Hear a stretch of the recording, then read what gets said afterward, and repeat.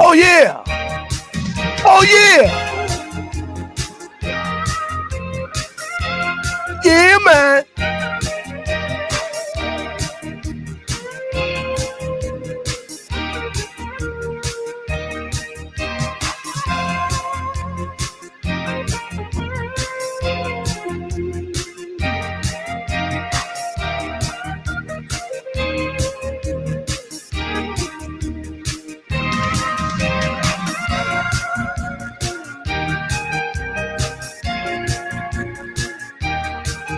One, two, 1, 2. Yeah, man!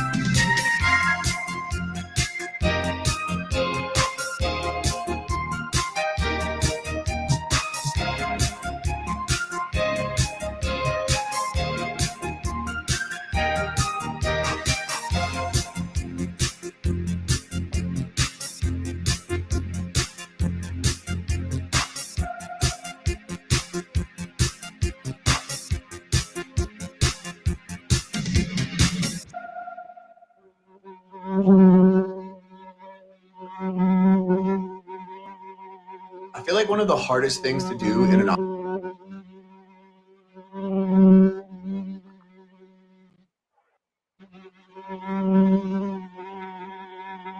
Step up your routine.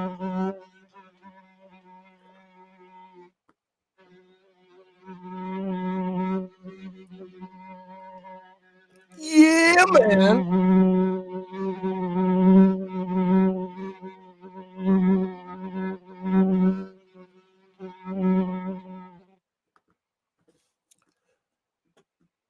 It's your boy Larry Beach. Welcome to another episode. Welcome.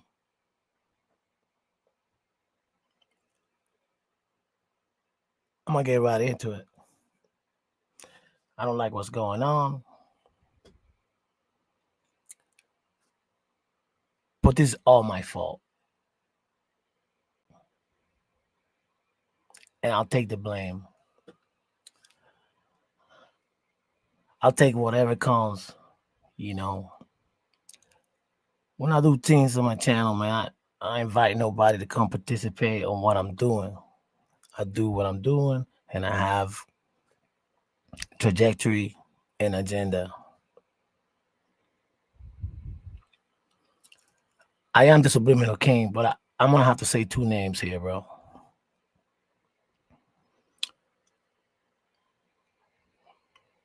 Thing about me is that I just started my channel, restarted my channel, did a live that I was going off on my boy. I was going on a lot of people. Somehow, some way, just turned into like I did a show about him. I didn't do no show about him.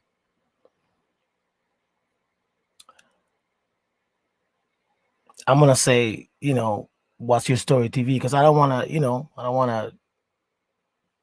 wanna make it look like I'm dragging you.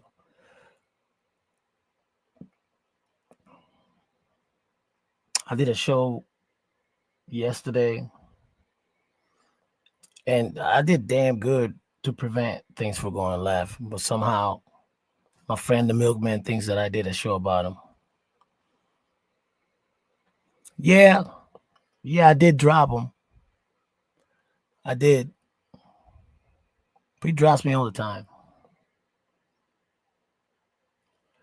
And you call me lots of names and everything. I always take it, you know.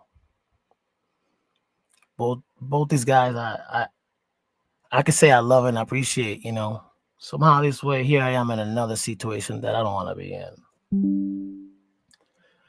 What I did is what I did because I was trying to get my boy from Watching Story TV to come up and didn't come up.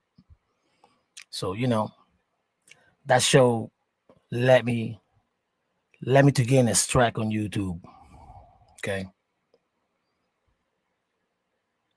So I guess that was God telling me, hey, Larry, didn't you say you was gonna come back on YouTube and not do that type of thing?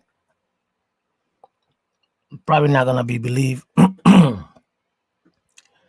It was hard, but that was tough love. But I guess I don't know, being interpreted in a different way. I'm not gonna come over here and do a whole show and start attacking my people. I'm gonna stay in here. I'm gonna take whatever comes, I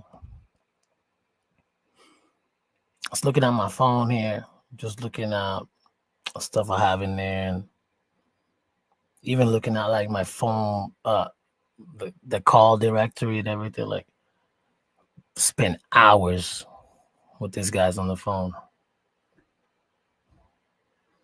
When I go off, I go off. Everybody knows that.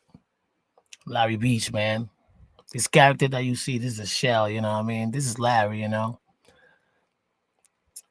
don't hide nothing. If I'm the bad guy, I'm the bad guy. I'll take it. I'll survive. What I want to do with my channel is different. Not this. I want to commend both those guys for not going. They could have gone. That could have gone ugly today when they went live, but they didn't. I joined the live and I left, but then I got 7 messages from 7 different people because they didn't know. They saw me on the chat, but I was like, I left, and they're like, come back. So I came back. I was expecting that to be like a whole different situation. But you know what? I commend both those guys for not taking it there. You know what I mean? I don't know what they talked about or whatever. I can say this. From day one, I've been there for one guy. And for the other guy, ever since I showed up, I've done nothing but try to uplift and give good advice and be there. Caught a lot of YouTube cases out here for standing in my square and holding it down. I'm tired, man. That's not what I want to do. That's not what I'm here for. I'm here to uplift, man, and go in a different way, If I'm the bad guy, I'm the bad guy. I'll take it. I guess I'm a coward too, That's cool, man. And I'm not making fun and I'm not taking a shot, dude. I'm just,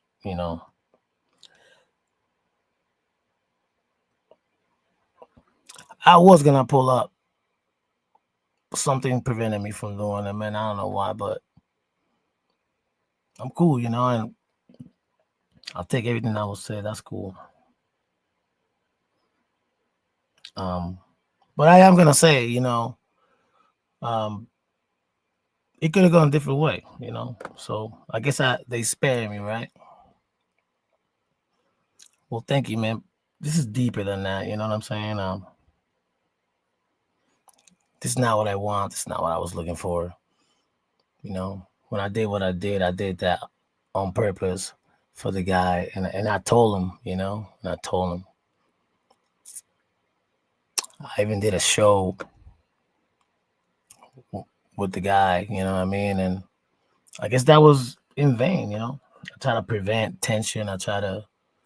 But I don't understand why this type of situations keep happening to me, you know. But I mean, that you know, I'm not happy about what happened, you know. But I'll take it, you know what I'm saying? I guess I'll take it. I'm here for whatever it comes. I'm not gonna do no videos barking at anybody, trying to do a rebuttal back and forth and whatever, dude.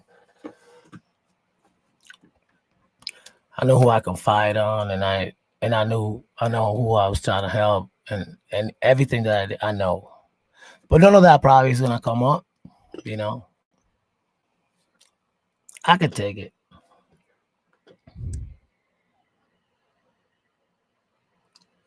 But I do commend you both for not taking it there, dude. Like because I was expecting that to be really ugly. That wasn't bad. That wasn't that bad, you know. I wish that didn't happen, you know, but that wasn't that bad, you know. The show I did with the other guy was completely different, dude. It was, you know, some things did happen there, you know, but everything was PG, you know.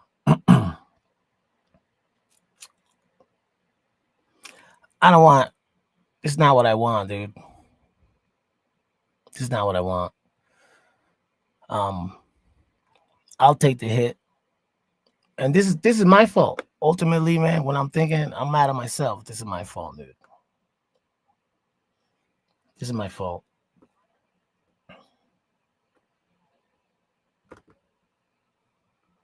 Before I'm done with that, I want to address my homie philosopher, dude. Like, you, you said some good words, man. You're right. you didn't, you didn't, you know, you could have also made fun of me. You didn't, bro. I always enjoy our conversations and stuff. You know what I mean, and respect your position and stuff like that. You know, you almost made me pull up, but I didn't want to turn this into a back and forth. You know, I'm here to say if I have to apologize, sure, I'm sorry. This is my fault. And all this I told Bonds before all this happened. Damn it, I said your name, bro. Sorry. And somehow like I feel like nothing mattered, dude. Like it's cool. All this is my fault, dude. And this is not what I want to do, man. Like, you know, whatever happens. Like I said, dude, I'm surprised because it could have been worse, you know. So, like I said, thank you, you know, for not. And I don't know what's going to happen after this, you know, but I'm here to say that I don't want to be part of this. You know, when I did my show, I did it. I was trying to bait the homie in. That didn't happen, whatever. And then I ended up getting a strike for the show. That's crazy. So now my channel got a strike because I was playing wild music and shit like that. You know, so it's kind of like a sign from God, you know. Because I'm here, all I want to do is crack jokes, do my research, talk about aliens, flat Earth, all that shit. You know what I mean?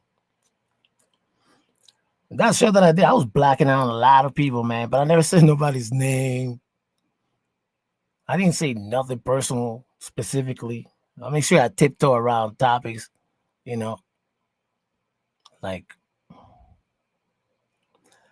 right now I got my boys trying to help me find this thing because my computer, I'm building a tower. I got the tower, but I don't have my new computer. This computer, I've been struggling. That's why I'm trying to save everything or whatever. My hard drive doesn't have it. I thought I downloaded it, but everything should be backed up with my homie. So I'm waiting to see, to see what I get.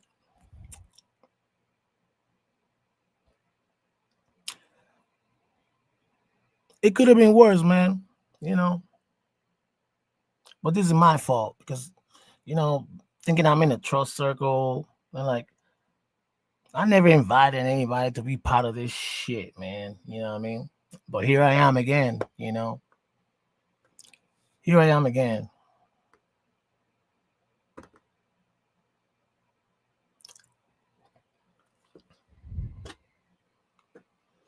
I could take the hit, Me and my little dry, dusty channel.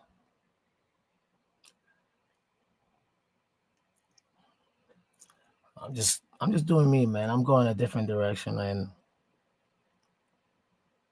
I'm not gonna participate in none of this, dude. So whatever comes my way. Again, man, thanks. I mean, for real, like that could have been worse. Took it easy, you know. I didn't want that to happen, but it happened. So me, I'll just be here. I'll just be here with, my little dry channel. I'll be here just doing my thing, bro. You know.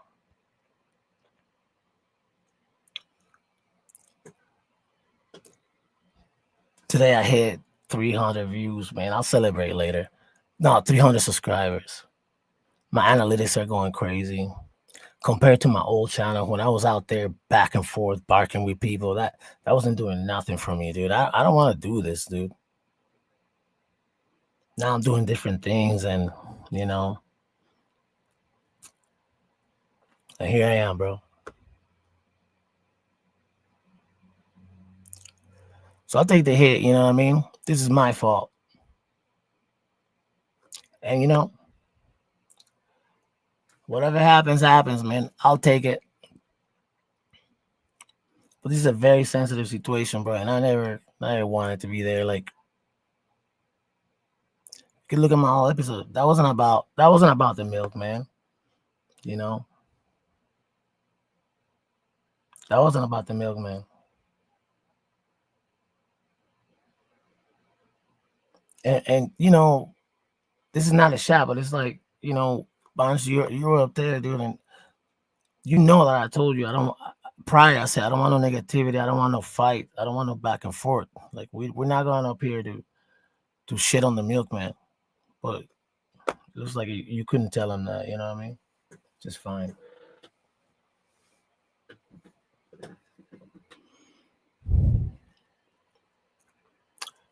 Both these guys, man. Like I was looking at my phone history, man, and so many hours. Like sometimes I'll be on the phone with 3 hours for one guy, 4 hours with another guy. Like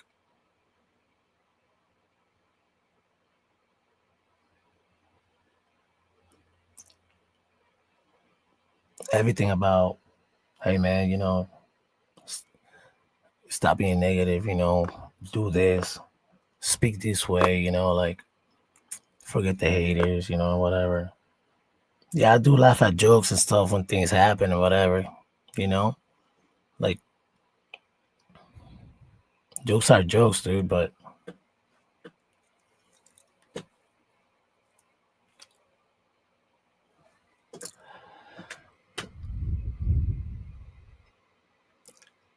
I understand, bro. I guess I'm the enemy. I do got to correct philosopher. I think he said that I instigate some stuff. I don't, bro. Even when I talked about the feature thing, I said that live and I said it to you, dude. I said, I never took nothing about it. You know,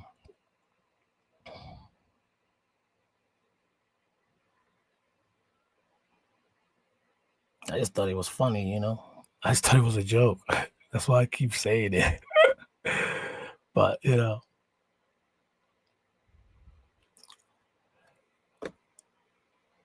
I, I'm just a Dominican immigrant.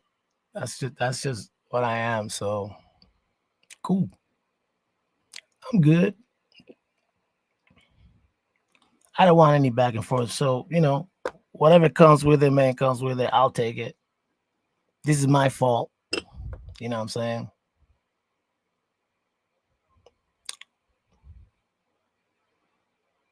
And it's crazy because like I was in a dark place, and normally back in the day, everybody see me go off, but I told myself, man, like go a different way, man. Stop that. And I've been able to stop that.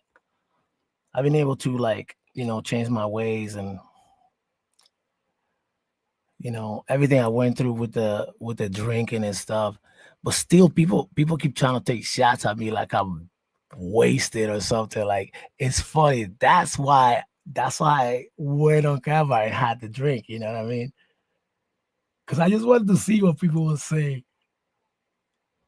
That's cool. That's cool, dude. But it's cool, dude. Like I said, I do a lot of things, man, to like instigate behavior and whatever. That's how I created the name, the Subliminal King. I created a lot of names. I create a lot of things. You know what I mean?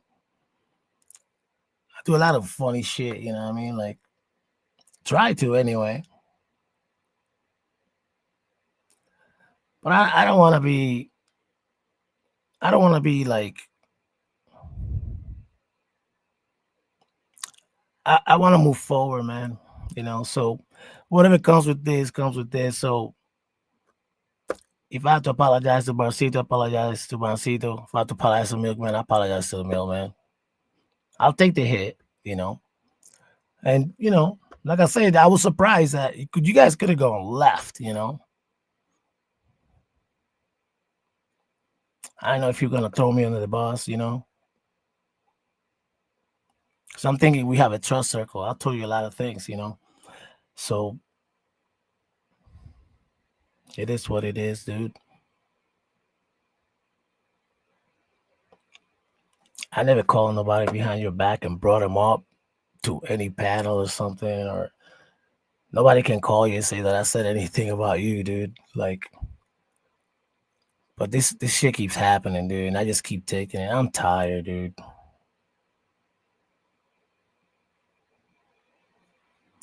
And I'm mad at myself. I'm not mad at you or Barnes. That's fine, dude.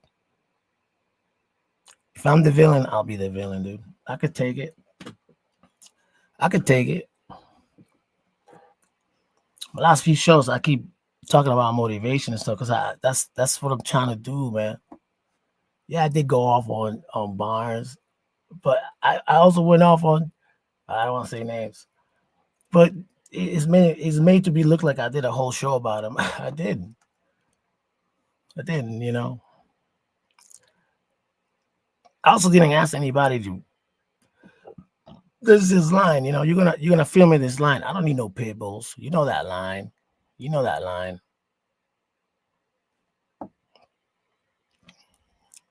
You know. I keep trying to, clean up messes and stuff, and somehow, some way, I don't know, like people just don't want to. That's cool, dude. It's fine, bro. I'll take the hit. I'll be the bad guy.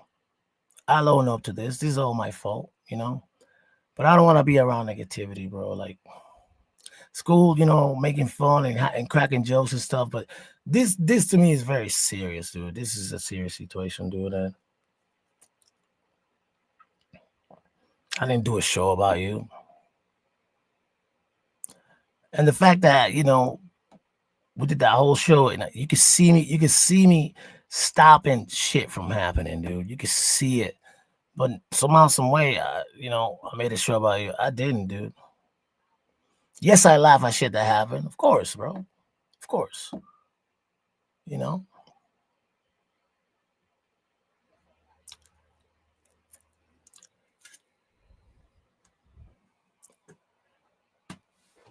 I don't know what's gonna happen for here on out. Maybe like, you'll go off and stuff, man.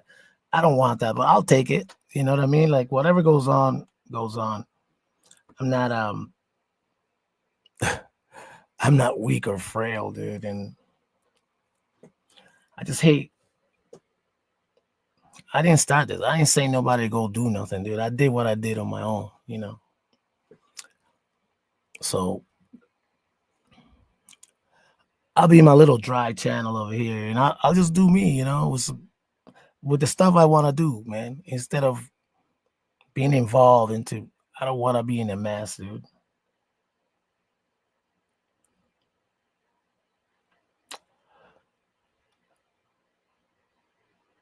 The hours, dude, I'm exhausted, dude, of trying to motivate people and trying to, like, you know what I mean, like, give advice and stuff, and you know, and I myself been going through stuff, that's why I try to be so positive and stuff. I've been getting closer to God and stuff, and trying to, like, I don't come over here preaching. I don't come over here doing nothing. I come over here with a smile on my face and try to, like, do my thing. You know, I can grind this Mac for hours with no topics, but I still do my notes. I got topics. I got, you know what I mean? 'Cause I'm about to go down the rabbit hole. So with that said, man, like, look, that's all I have to say. What I did it on my own, and I know what I was doing. I was trying, and because I told you personally, I was trying to instigate you and bring you in. I was trying to strike a nerve. I didn't say nothing personal. I didn't even say your name, bro. You know, so I'll take it, my man. But I keep saying I'm back to reclaim my lane. Have those lanes, dude. I've created a whole new lane. I'm in a whole new lane, bro. I'm doing different stuff, you know. About to break down some history and some aliens and some stuff, stuff that people don't care. Probably one person, zero people in the chat or the panels. That's cool, dude. I don't have expectations. I do this for fun, man. So,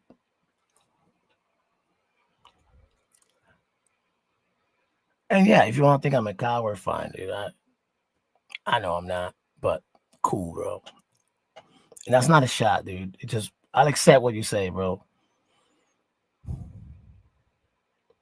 And I know where this is gonna go from here, man, but I'm not entertaining this, dude. I'm not gonna take a shot at you or Barnes or whatever. Like, that was never my intent, never my purpose. And it's cool, man. I'll be in my little lane with my little dry channel, bro. Like, but I'm gonna be grinding. I'm gonna be doing me.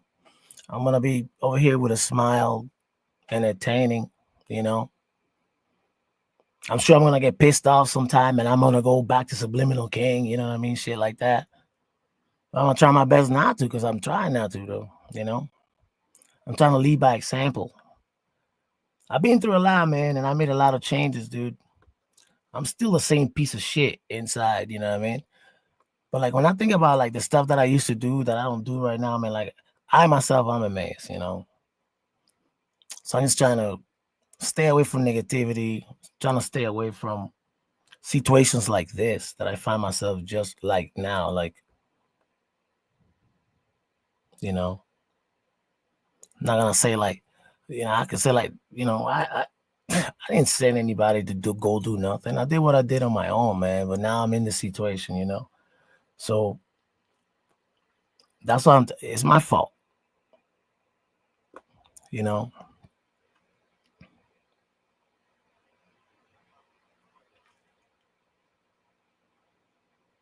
you keep saying repeatedly that I say something personal in life. Never did, bro. Telling you, I was running with the Subliminal King shit, bro. I did not, bro. I didn't say nobody's name, dude.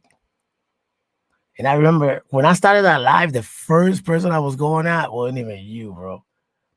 I went at like 7 people, just venting, you know, just just trying to see if, like, putting debate out there. And I really thought you would come on, but you didn't, you know. But my bad, dude. And I told you this before any of this happened, I told you this. I told you that I feel bad about it. I did what I did. I confessed to what I did. I told you it was bad, ugly. I took shots at you, like, never say your name. But I was trying to instigate you to come up because I thought you were listening but not coming up. So I even told you, dude, like I wish I would have never done that. Like I was embarrassed. And I can see because you live and you learn. Because I can see how this is being twisted into a narrative, like. And now all the things are being put on the table that have nothing to do with this shit, bro. Like two wrongs don't make it right. I also have a nuclear button. God knows I do. But that is for my safety. That's not like, oh, I'm gonna go get this dude. But with that, like I get it. I can be man enough to take the repercussions of my actions, dude, because I admitted it to you before this whole thing blew up like this, bro. You know, and we even did a show too, man. And like, it's crazy how I asked you about it. You like didn't know, like, dude, bro. Like we talked about it. Like there was nothing. I stopped you from saying negative shit. I stopped me from saying negative shit. I was not accepting negative shit. I'm sorry I dropped you, man. Something you never apologize to me. Like you do that to me all the time. I'll take it. You call me on cast of derogatory names. I'll take it. You know.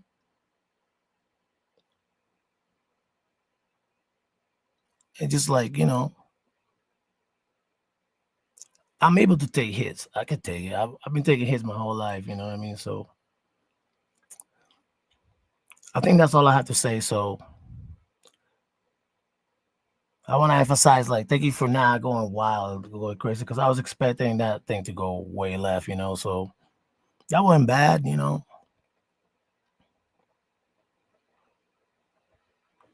It was funny you got my sounds and my drops and shit. I said, this guy. Well,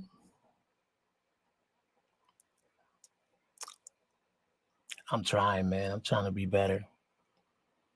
I'm not interested in the back and forth, or to me, this is very sensitive. This one right here is very sensitive. So I'll take the hit, man. Whatever comes with it, I'll take it. I ain't gonna go off on you. I ain't gonna expose nothing I have. I ain't gonna put nothing out there. People send me, like, how many people like want me to like to like go against you, and they send me shit, bro. Like I never entertain that shit, dude. I never have, bro.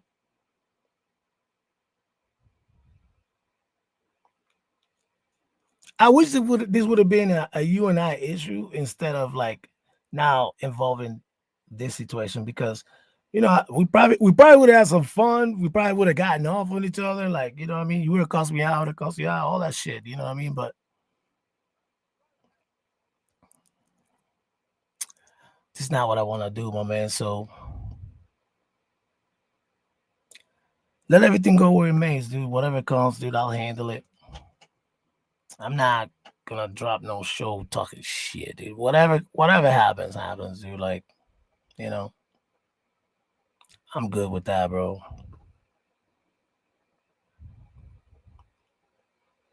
With that, man, I thank you for not taking it there, bro. And you, Barnes, too, man. I wish you the best, bro. You know, but I'm not participating in this, dude. And I take full blame for this. I'm not gonna blame anybody, dude. Even though this didn't have to go there, but I'll take the blame. You know, so that's all I have to say. Thank you for taking it easy on me. That was light. It could have been worse. And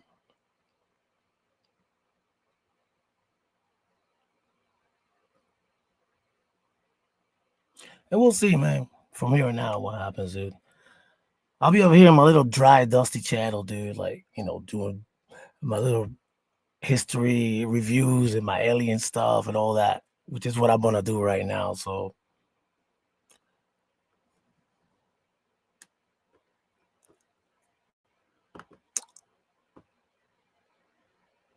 I know I've been there, dude. I've been there.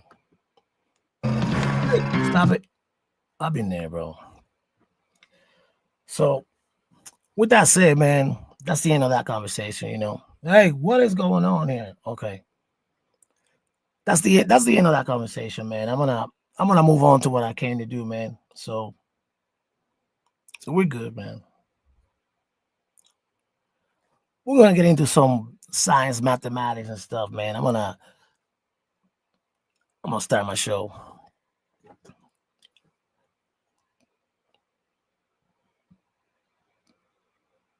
I'm trying. We'll be back with the show. We're gonna take a little intermission. We'll be back with the show. Thank you.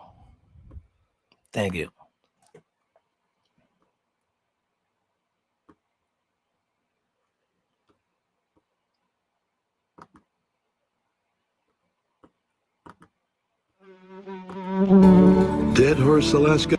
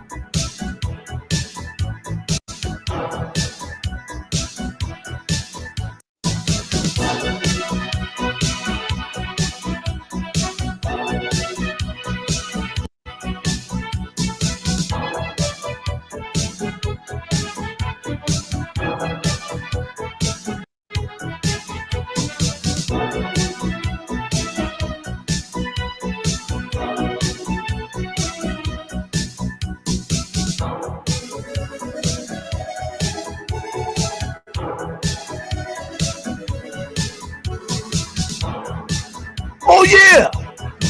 Oh yeah.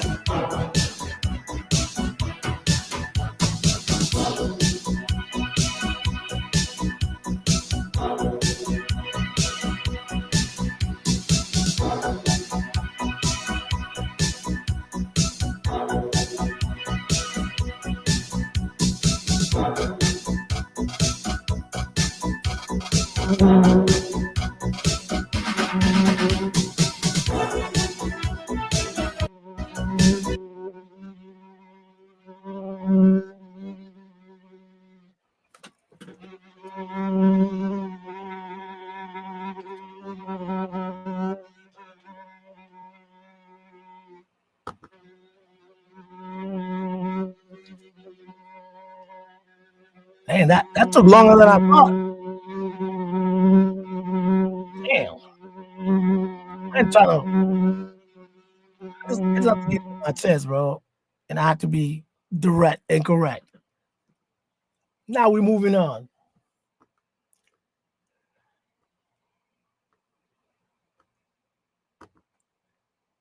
We got. I did a show a deep man. I said, yo, I'll go on for an hour so I can break down the prior show. That thing went for 3 hours and 24 minutes, man. Jesus. For one, let me say this. Today we reached 300 subscribers, bro. That's what's up. Thank you. Thank you. We'll be over here talking and going down the rabbit hole, yo. You know, steady grinding, commitment, dedication. You know, like I say, you know, the early bird gets the worm, but the second mouse gets the cheese, baby. With that, man, let's start our show, bro. We got so many things. Make sure that I got the last show queued up. I think I got it. Because we gotta start with what we're talking about so we can move on. There's a lot of different topics tonight, bro. We're gonna obviously Antarctica is gonna be part of it because I said we're gonna revisit the Nazis and how they move and all that stuff. We're gonna speak a little bit Project Blue Book. We're talking about paperclip. There's gonna be a lot, and what I love about these are like old videos. So like this ain't new videos. This ain't those. I hate those AI videos, you know. So what else have we got? Oh man, I was talking about. I got a small clip because we were talking about. You know, I like to bring those things up, and I like to go back so I can remind myself the treaty that was signed with the aliens by what president. I said it was Eisenhower. I thought I was wrong. Somebody on the chat last night said, I think they say it was Eisenhower. So when I looked it up today, man, we were right. So what else we got? Oh, and we got to revisit the pyramids. I do have to correct myself because I said that the food bank, we'll probably start with the correction. Because I said that the seed reserve bank was in Antarctica. No, I was wrong about that. So we got a small clip here, and the whole clip is boring, but we're gonna just play a snippet so I can show the correction. All right, I can tell you where it is right now, but I don't want to spoil it. So we're gonna start with that, with the correction, and then we move on to the other stuff, right? With that, let's get to the intro, yo. It's your boy Larry Beach, 247 from the Raw Money Crew. Dirty Mitten Boys, Dirty Denim Squad. Now leader, founder, and creator of the Guana Iguala Koala Coalition. Holla at your top Guala. Hey, we're international now because of Hollywood. Yeah, man. I would say hold this L, but I think I'm holding an L today. I think I'm holding an L today. So I'm gonna hold this L. Yeah, man. Let's get it, baby. What it do? What we got going on?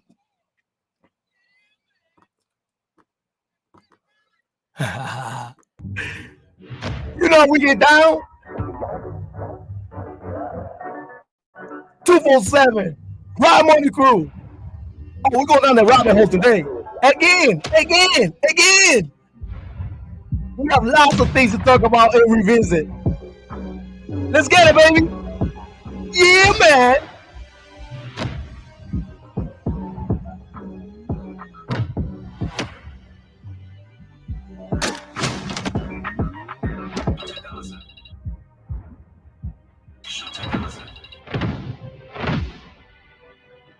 Yeah, Mama. Hello. Troublemaker there back, you know. I'm here dealing with bigger things. So why you say football? Hey, what you do? Let the pinks them deal. International, baby. Take it to the VP. Thanks to Hollywood. Talk freely.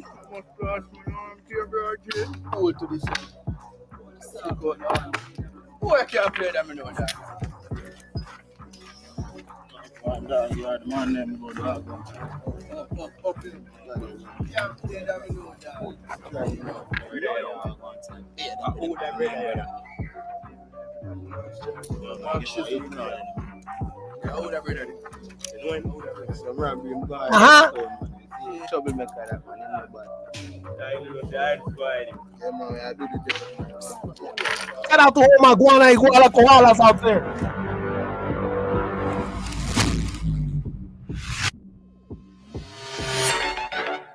Bombo clad. Yeah, Jack, that one a shot. Juju 1 million. Yeah. Yo, Waterhouse. Yeah, man. Yo, Josla. Oh, we going in. They love you. Them never kill nobody yet. Good youth, them a trouble, them a make. Even if you was a man, you are no threat. You gonna run pussy anywhere me there. Reach for me goal quicker than Messi sweaty crate. Real gala Veronica Reggie get. Love you business me fit cigarette.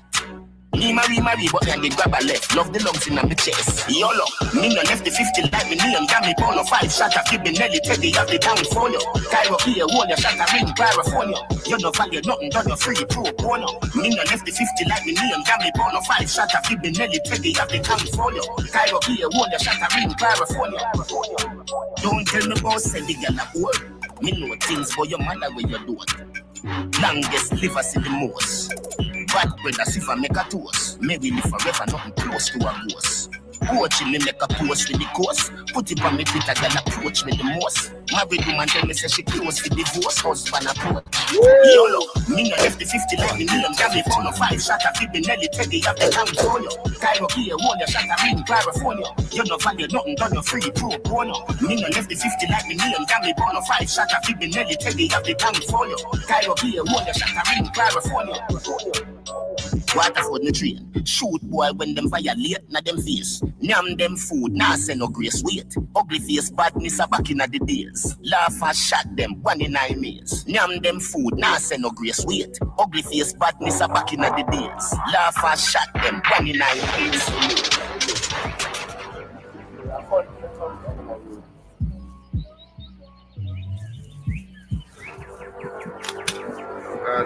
Yeah, look again. Are we free? Are we free? Are we free?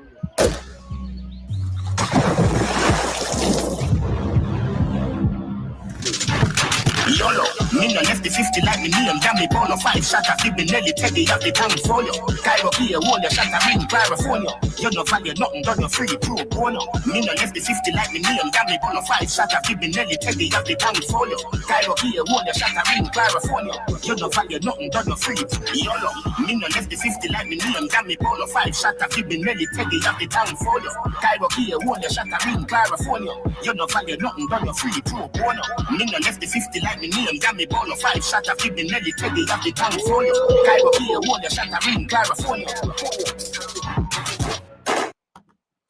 My man. Hell yeah.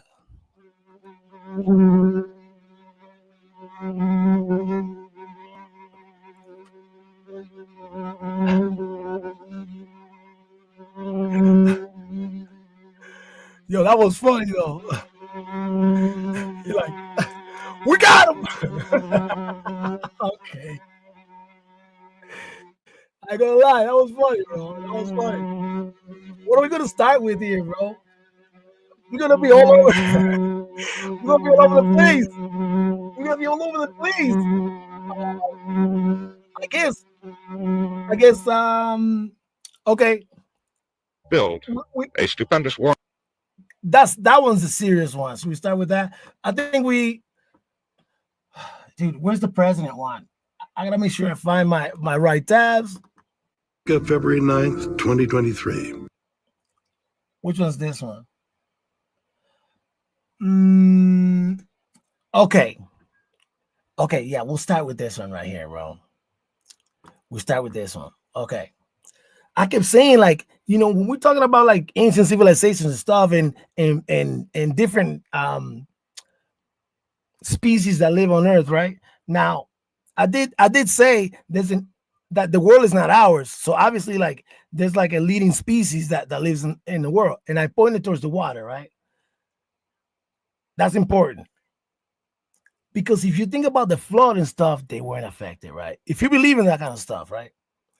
I also said that there were treaties made. They say that there were treaties made, like president side treaties and stuff like that. And we were talking about Eisenhower, right? So we'll start with this and then we're going to get into paperclip. And then paperclip is very important. We have to get into this.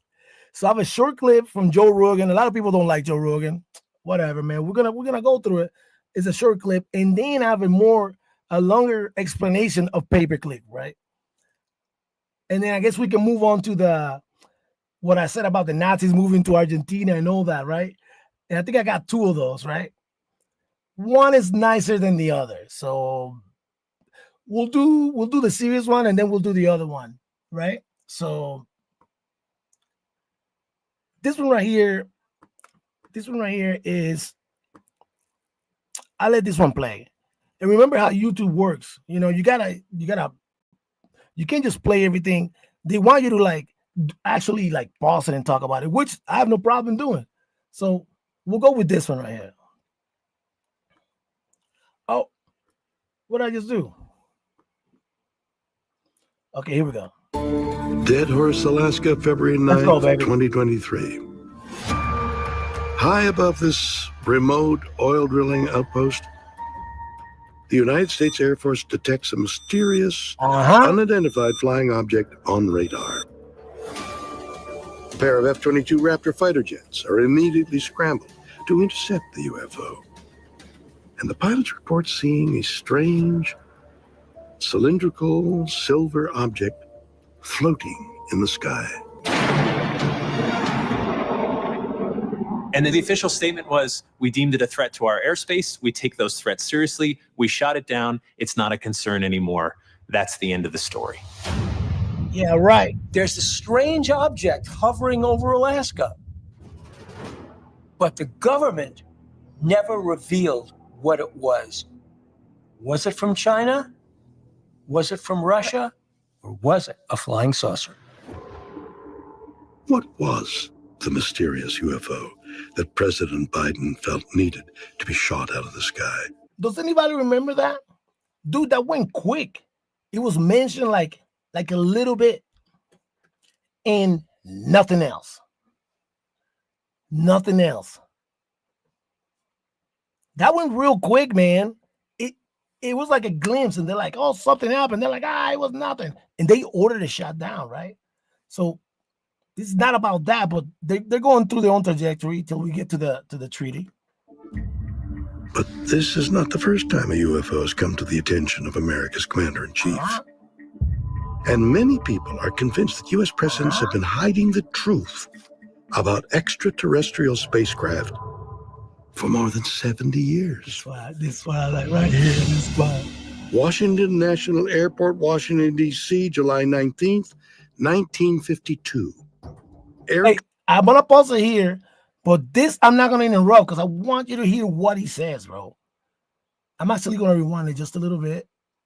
This one, I'm not going to stop until they say the whole point because this is very interesting. Washington National Airport, Washington, D.C., July 19th, 1952. Air traffic controllers detect multiple unidentified objects flying in the sky over the nation's capital. July 19th, 1952, squadrons of UFOs flew over the Capitol. They flew over the Washington Monument. They flew over the White House. Harry Truman was the first president to actually set American policy having to do with UFOs. And here's what he did. Immediately, the explanation for all those UFOs over Washington, D.C. in 1952 was radar anomalies, temperature inversion. The pilots weren't sure what they were seeing. So will the president say UFOs are among us? Absolutely not. Did the Truman administration cover up the truth about alien spacecraft visiting our planet?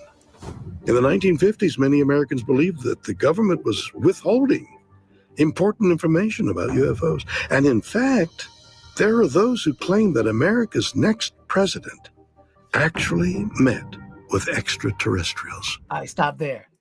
Because they said coming from outer space. Listen, you got to take into consideration. A lot of us that follow these theories and stuff, we really believe that, there's colonies in the ocean. There's places we can go, man. Even they claim we haven't even explored like 25% of the ocean. You know what I mean? So did they really come from outer space? You know what I mean?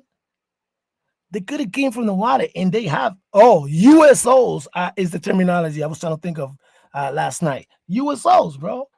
So, like, think about this, bro. I mean, only if you believe in this stuff, you know what I mean? So now, let's talk about, they said, now they're going to move to the president that supposedly met with this species or whatever, with a species. They haven't said what species, but with a species. Let's go. Palm Springs, California, February 20th, 1954. President Dwight D. Eisenhower is on a winter holiday when in the middle of the night, he simply disappears. When you're president of the United States, we should know where you are at all times. But this one evening in February of 1954, Eisenhower just goes missing. To the point where the Associated Press put out a wire saying he died. He died in the middle of the night. And then 2 minutes later, they retracted it and said, no, our mistake. And the next morning, he shows up at church. So something happened in the middle of that night that is obviously off the books, unexplained, and really strange. Where was President Eisenhower during the time that he disappeared? Well, according to numerous accounts that surfaced after the incident, Eisenhower allegedly attended a most unusual meeting. There's a story that on February 20th, 1954, President Eisenhower had a meeting with extraterrestrials. This took place at an airbase. Eisenhower was presumably asked to renounce and give up nuclear weapons. Listen to this. And in exchange, the extraterrestrials would give the US technology which would change the world. The story is that Eisenhower turned down this deal because he couldn't be sure that the Soviets would do the same thing. Did President Eisenhower really meet with extraterrestrials? Well, if he did, the government successfully covered up any definitive evidence. But in recent years, it's become harder to keep secrets about UFOs because multiple government organizations have been actively investigating this mysterious phenomenon. There have been several recent hearings on UFOs, both in Congress and with NASA. And so what we've seen is this subject increasingly moving out of the fringe with the red tie and into the mainstream, which makes me wonder, what is it they're not telling us? The president, particularly in his capacity as commander-in-chief, can make that call. And maybe we will see it one day soon. My fellow Americans, people of the world, we are not alone. Boom. We can stop it there. That right there is talked about so much, dude. That the treaty, because they keep saying that. They keep saying like they want us to stop doing nuclear weapons. What they say is like early in like the 1947, right around after Roswell, and we were doing like atomic weapons and nuclear weapons. Like they kept saying like, you guys need to like there's so many accounts of supposedly other races, not from here, and they're like, get rid of nuclear weapons, and nobody did because they're like, not only because the Soviet Union or all the somebody, but they're like, bro, like, why would we do that? So it's kind of like a two-way, like, because I understand, and that is talked about a lot.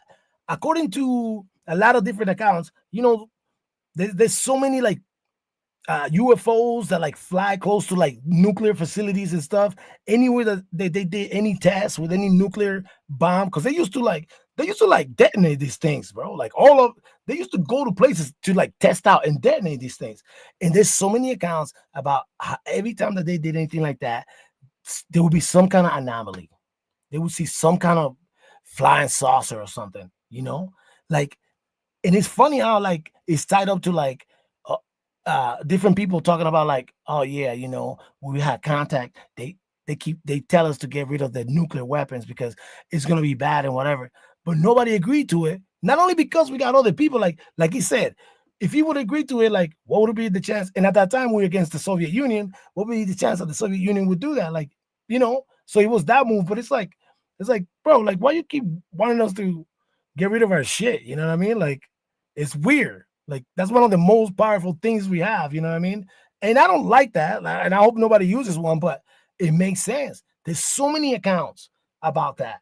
There's a report, this guy, like I said, he was filming and they were testing a missile with a nuclear warhead, and they weren't gonna land or nothing, but you can see this thing come around and like zap it 3 different times.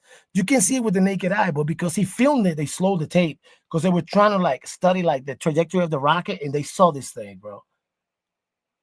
Man, while we play the next video, let me see if I can find it, because that is crazy, bro. But you gotta hear the official talking, like that, the guy, the general guy. Well, it's the guy that filmed it that's talking about it, but he says like he's like, oh, you guys screwing around over there? And he didn't even know. And like the film, like they took everything, whatever. Somehow it came out, and you can see it, man. It's crazy. It's fascinating, dude. What do we got? So that was the president one, right? Oh man, I didn't know I pulled this one up. Okay. Which was this one? No, we're not doing that one yet. Oh. Okay, let's get. Hey, what I do? We gotta go to Operation Paperclip. Man, I had it queued up. I hope it comes up right away. This one right here. Okay. Oh, wait a minute, because before we get into that one, we should do the short Joe Rogan one, because that one's short and sweet. So I will do that one first. Right here. It's right here. Right here is this one right here. Okay. And this is Alex Jones. A lot of people don't like this guy, but this guy, man, this guy predicted so many things like that the government was doing, things that were going to happen. Oh, I was trying to remember the name last night. It's Bohemian Grove. He snuck into Bohemian Grove, that place where they have the owl and they did the burning mock sacrifice, but it's all the presidents, government officials. Like, you're not allowed to in there. He snuck in there, dude, like years ago. He showed the video on the show. We can look it up. But this guy also predicted a bunch of stuff that they were doing, like Pizzagate. He talked about 9/11. He talked about the thing that got him was man, I forgot the name of what they got him. But he was kind of saying like there was a catastrophe that happened. And he was saying like he didn't believe. Damn, what's the name? Either way, they persecuted him, took him to court. He had to file bankruptcy. They took down his channel, InfoWars. Dude, I can't believe I forgot the name. But these people wasn't doing it. It was the people that were persecuting him, because he kept putting out stuff out there, and it kept happening. Like this guy, like his name is Alex Jones. Like it's insane, bro. And everything he said kept happening, bro. And he's like, oh yeah, the government's doing this, and you're gonna see that they're gonna do that and this. And people, I watch him because he's very entertaining. And then shit just kept happening, bro. So they wanted to take him out. He only came back. Now people hate Elon Musk, right? I don't care. But he came back because of Elon Musk. Elon Musk helped him come back. They took his company. They were supposed to option it at a fair price for anybody. But what they did is they gave it to his enemy company. So what happened is they had to go back to court because they found out. So everything was thrown out, and he was able to get. I don't think he got it back. I don't know if he got InfoWars back, but something like it got dissolved or something like that. But this is Alex Jones. This is gonna be short. This is about Paperclip, and then the next one is actually gonna break down Paperclip for real. This was like quick and easy. Operation Paperclip. All right, let's go. He didn't call it Paperclip. He said our government brought those. The thing he would always say was, yeah, but I think there was several waves. It's like 34,000 of them. Yeah, there was a lot of fucking Nazi scientists brought over on here. YouTube. It says Operation Paperclip was anywhere from like 1,200.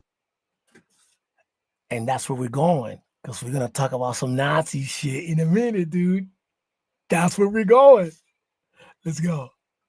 To 1,500 scientists. Search engine. The total number of admitted congressional hearings in the 1970s. Operation Paperclip. Frank Church Committee in the 70s released it. I believe the number's 34,200 and something. Look it up. Just like I told you, they gave people symbols. You pulled it up. But it is fascinating. They brought those people over here, and that's where the space program came from. Well, that's why I wore this shirt, not as a sick joke. They already had the CIA that was OSS. Okay. The CIA is OSS? That's all on record. Oh, man. Okay. I'm glad you questioned me. No, but I don't know what that means. CIA. What is OSS again? Office of Special Plans. That was before the CIA. And then the CIA came Office up. of Strategic Sort Plans. of like... The Office of Strategic Services. Like what was before the SEALs? What Jesse Ventura was in? No, Jesse Ventura wasn't in that. He was an auxiliary of the Navy. He was never in combat. Anyways, let me expand on that. The OSS, UDT. The Office of, what is it? See, my memory fails. The OSS was British intelligence, or the most powerful intelligence agency ever. They set up Pratt House in 22 after World War II to anglicize the U.S. with British intelligence, not a British intelligence takeover, a marriage. This is like on PBS. Okay. This is stuff that's true, they admit. Same thing, only academics are watching it, so they'll tell the truth. The general pop culture is all crap. Meant to be dumbed down, meant to turn you off. But when you go to the real academic stuff, the old days of Frontline and stuff, like I watched that, didn't know it was true. Later I got the documents. It's all real. That like those shows are like really accurate. Like Bobby Kennedy planned to blow up the embassy in Honduras or something like that. What was I getting to? I don't know. Nazis. Well, Warner von Braun. Yo, and now he's like me, dude. I lose track because I keep coming up with ideas. Now, Warner von Braun, that's a very important name. That's a very important name because he's a very important figure in NASA, all right? And I'm saying this so when I watch the replay, I can find him and I can bring back some videos, man. That's a very important name. Von Braun. Remember that name. Isn't it weird that the one man who directed all 6 moon missions was a Nazi? And he was brought in over. Weird. Isn't it weird that isn't that crazy? One guy didn't smoke weed and one guy's having a problem with his memory? The 2 guys did. Hey, you want to defend Warner von Braun? I'm not defending him. That's fine. Oh, and I got a moon video. I got a crazy moon video. Let's go. Nazis. And I've seen documentaries and read about it. He sketched for Hitler this plan to drop atomic bombs that they hadn't developed yet. So when you see Red Skull, Marvel comic, they've got a big bomber to blow up New York. Yeah. It wasn't a bomber, it was a space plane. And it was about half the size, but looked just like this. And the Germans, actually, some of their scientists went to the Russians. Remember when the Russians tried to build their space shuttle and it was half the size? Mm-hmm. That was actually the German plan. So you look it up. I'm not kidding. Because the Russians took a lot of Germans as well, correct? About a third of them, yeah. So look. The reason I'm wearing this is to explain this is a gateway to all of it. So you have British intelligence that had won World War I, even though Germany had way more advanced technology. They then take over. British intelligence basically merges with the U.S., And then the Germans and others say we've got to go way ahead in technology. It was all theoretical in labs, but they couldn't mass deploy it. They didn't have enough machine shops and systems to build it. And U.S. Special Forces went on suicide missions and blew up the underground mountains. How about the Nazis were the first to build flying saucers? All of it. How crazy is that? But let me tell you. That's crazy. So, isn't that a coincidence? So British intelligence. Flying saucer. I have to stop it right there. Because yes, well, I mean, according to what you find, they first built the bell. That's why they were so obsessed with like exploration and everything, and that's why they ended up in Antarctica. That's why they founded New Schwabenland. That's what I spoke about in my last show. They were obsessed with technology, and look, they were so far ahead of everybody. It's insane. But the bell, remember the bell? That was the first thing, and you can find it. And they said that they built the first saucer, but I don't think that's what they did. I think that they built something similar, and they say that they got the technology from the other entities, bro. This is where that shit gets so spicy, bro. This is great. The CIA in 47. So now the Nazis are over here, and they go, listen, you don't want them running everything. And they go to Eisenhower, and they say, we want to launch a off-base breakaway civilization where you compartmentalize things, forget empires, and you have a new ruling class of technological elites. And then the elites are all in charge. The public's watching TV, and we'll give them widgets and foundation series type things to divert. This is all in the documents. And let them try to run an empire. We'll build a whole new empire. And so Eisenhower gives a speech, he doesn't just say military industrial complex. He says the technological elite, watch the full 21-minute speech, his farewell address in 62. He says, or 61, he says, you need to watch out about the scientists because he said no to the NASA plan when he found out what it was. What is it? It's a breakaway civilization where you don't try to run the whole planet.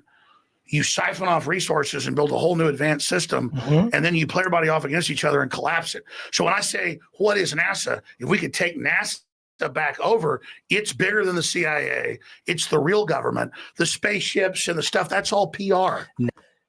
That's the end of that video. But you hear all that crazy stuff he's talking about? Think about this. They say, not that they say, it's proven we have a space force. Nobody talks about it. We have a space force, right? And you talk about breakaway civilization, right? We already have stuff like that. We only know about the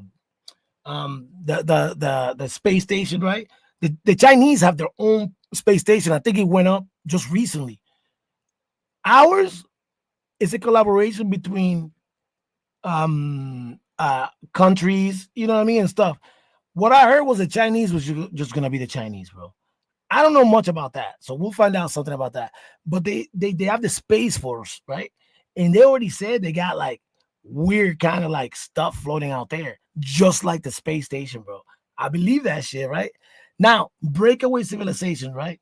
They're talking about, kind of like if the world ends. But not only that, remember they're exploring certain things.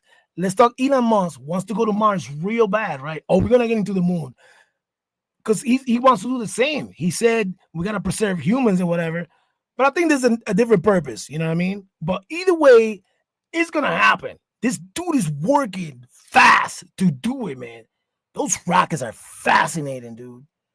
They're working on the Starship. Oh, my God, bro. Dude, and those things are so huge, bro. All right, we're done with that one. I got to start closing windows because it looks like shit is slowing down. Are we going, no? Which one's this one? Oh, that's the seed ball. I think that video is boring, man. I saw it. It's boring. The seed bag is in the North Pole, man. We don't need to talk about that. I just want to say that because I said it was in Antarctica, right? It's not, bro. Where's the other one? Right here. Operation Paperclip. Now, this one right here, bro. This shit is crazy, bro.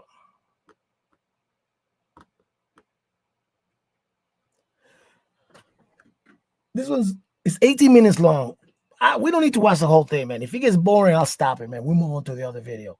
But the beginning information, now this ties up into what Alex Jones was saying has to do with the Nazis and the United States, and how, remember he said Germany took 1/3 of the Nazis. The United States took a lot of Nazis. I'm not going to spoil it. Let the video talk real quick, and then we'll break it down. Oh, wait a minute. Let's mute it. Hold on. Let's go. Bit of passion, nor an Auschwitz factory during a passing spasm of brutality. What if I told you that in its quest to become the dominant superpower, the United States willingly brought more than 1,600 former Nazi scientists into the country? What these men did was done with the utmost deliberation. The once powerful Nazi war machinery is slowly crumbling to dust. Imagine a post-World War II world where the lines between enemy and ally blur, and the pursuit of power leads to morally questionable choices. That's exactly what unfolded in one of the most controversial operations in U.S. history, Operation Paperclip. It's a story of secret deals, ethical compromise, and the race for global dominance in science and technology. You who have not seen it do not know what hell looks like from the top. That's what Germany looks like.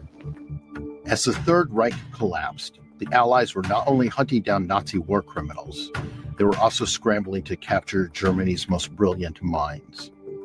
Why?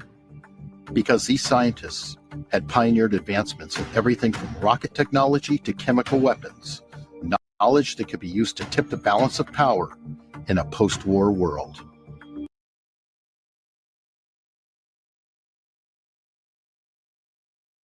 Okay, a lot of people don't know that the United States, after all that shit happened, they said, "Oh, we're gonna take all you scientists over here," and they brought them to NASA, dude.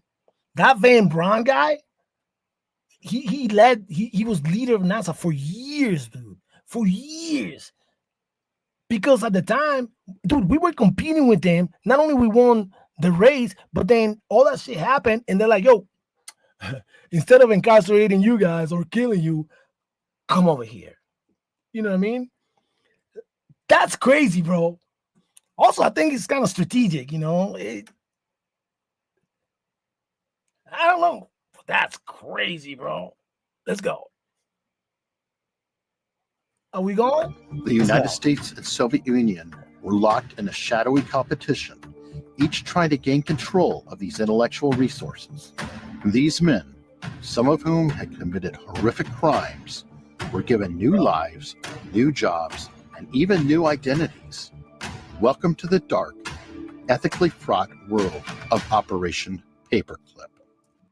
What I really appreciate about the Google Career Certificate is you're not just sticking your nose.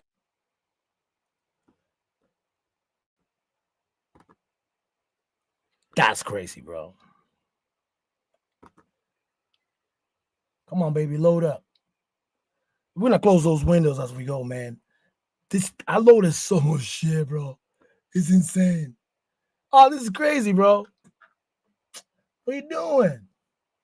Either way, after that one, we gotta see, you know, how the Nazis, also the other ones that got away, escaped. Because like I said, all right. Don't say that he's hypocritical. Say rather that he's apolitical. Once the rockets are up, who cares where they come down? That's not my department, says Werner von Braun. Wow. Almost exactly 16 months after the A-bomb is dropped on Hiroshima, the U.S. Army is about to make its first major test of a ballistic rocket. Initially known as Operation Overcast, was named for the paperclips that were attached to the files of scientists that the U.S. deemed most valuable. One of the most famous figures to emerge from this operation was Werner von Braun, the mastermind behind the Nazi V-2 rockets that had terrorized Allied cities. An altitude of 117 miles will be achieved, a world's record. This rocket is not American, however. It is German. These deadly rockets were designed in part by prisoners forced to work in inhuman conditions at the Mittelwerk factory. Von Braun wasn't just a passive bystander. Warning, it's going to get gruesome.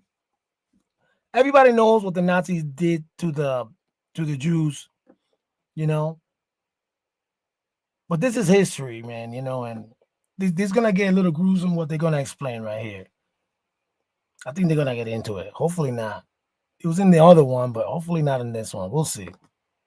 In this atrocity, he personally selected slave laborers from the Buchenwald concentration camp.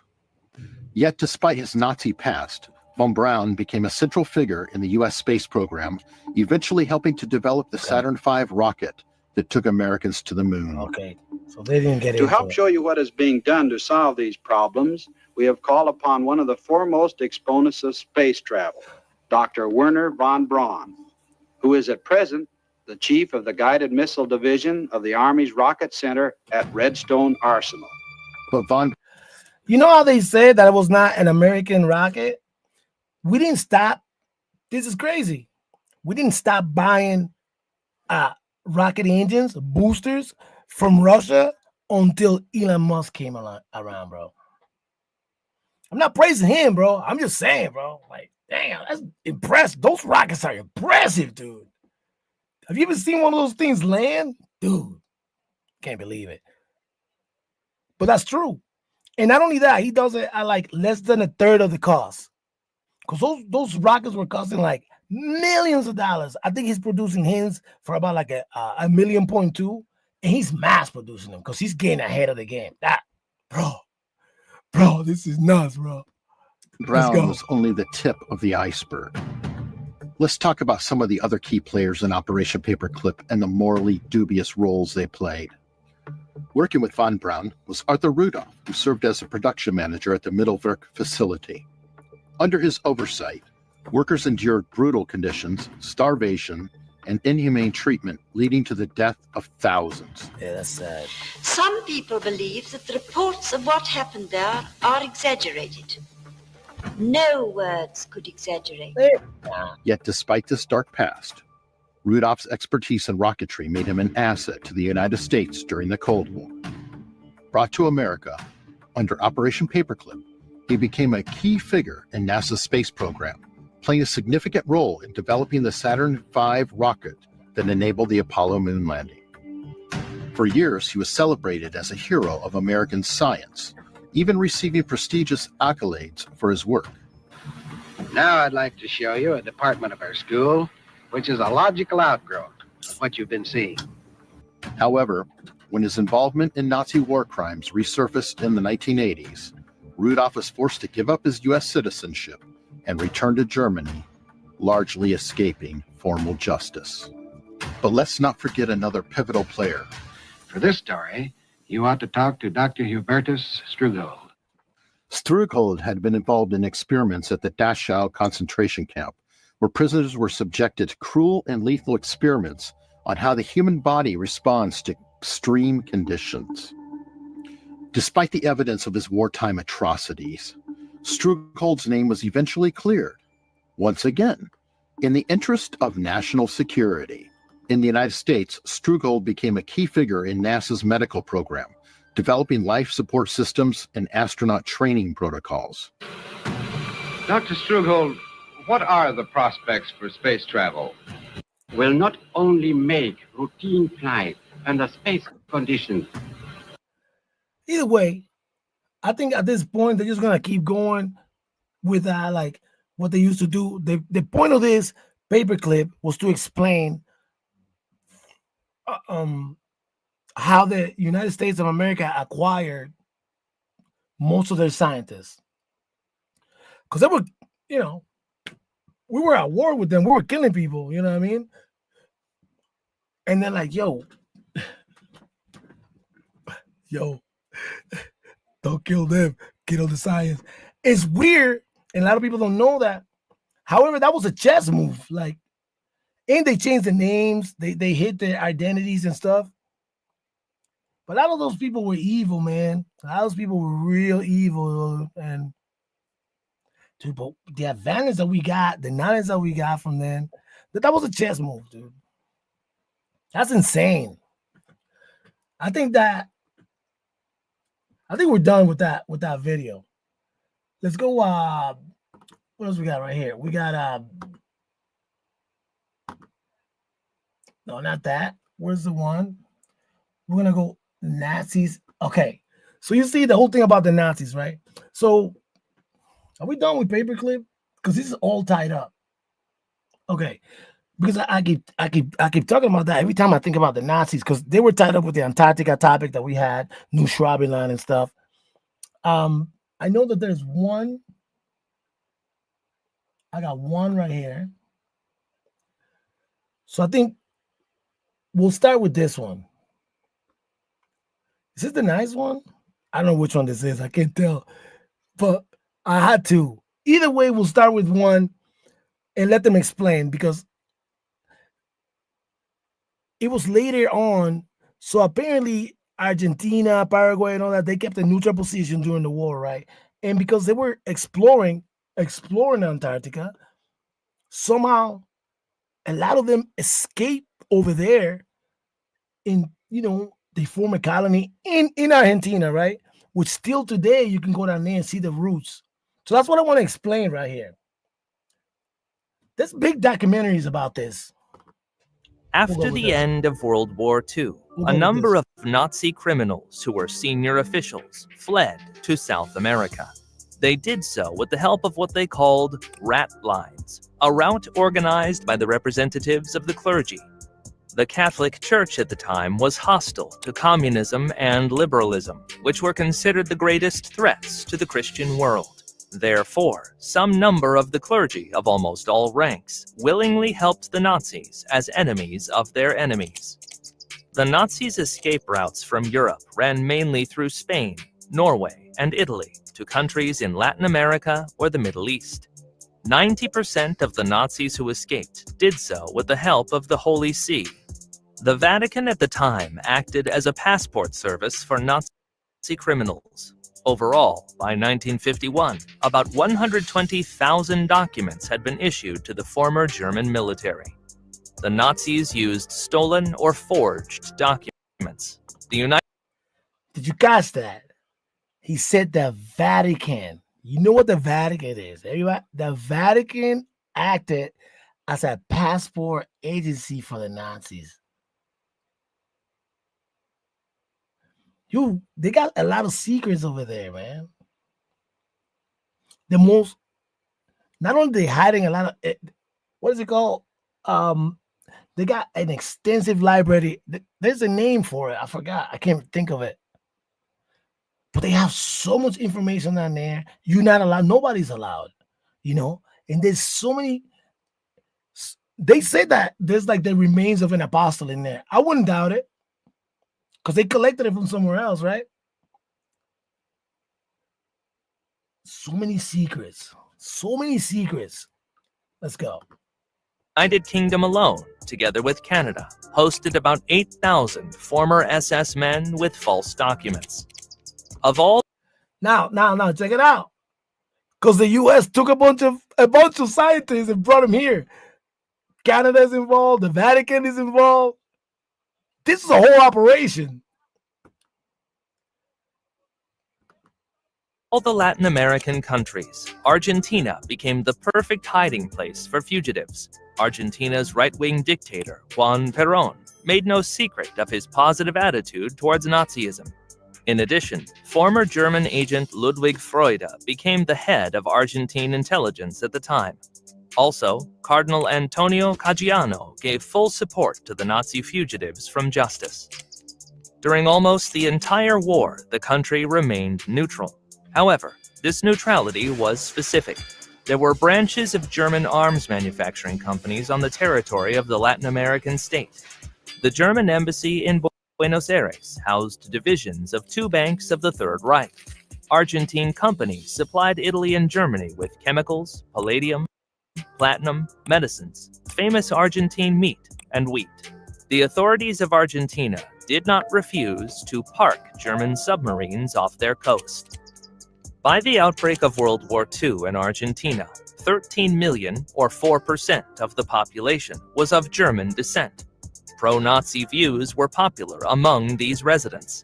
Thus, Argentina created a propitious environment for the maturation of Nazi sentiments for the warm acceptance of German war criminals. The most famous Nazi who disappeared in Argentina was definitely Adolf Eichmann. This Obersturmbannführer of the SS headed a special department of the Gestapo responsible for the final solution of the Jewish question, and was also involved in the extermination of 6 million Jews, Roma, and other discriminated peoples. Eichmann was able to be issued an Argentine passport in the name of Richard Clement by means of the Catholic clergy. After that, he was legalized in Argentina, where he spent 10 years. During this time, Eichmann even managed to get his family out of Germany. He arrived in Germany with a new Argentine passport and remarried his wife as another person, with the aim of further joint departure to Argentina. The measured life of the Nazi in Buenos Aires was interrupted by Israeli intelligence Mossad, which managed to track down the Nazi and kidnap him directly from the Argentine capital. Mossad. Thanks to a brilliant special operation, Eichmann was taken to Israel, where he was sentenced to death by hanging for numerous crimes against humanity. Erich Priebke safely lived in Argentina for half a century. He served as SS Hauptsturmführer. Bro, listen, that is insane. Now they're talking about like ex-Nazis and stuff like that. Let's get the one. This one, I have one right here that is like more like it's a lot friendlier. It's more like friendlier. It's like a more like a traveling style where like they actually explain it. It's not this guy talking about I needed this so he can tell like the background, good, solid truth, right? So let's get the one. Let's get the one where like it's more like a traveling style. So it's a different style of explaining this, right? It's right here, bro. It's right here. And see, do we got a commercial? Yeah. Of course we do. Give me a second.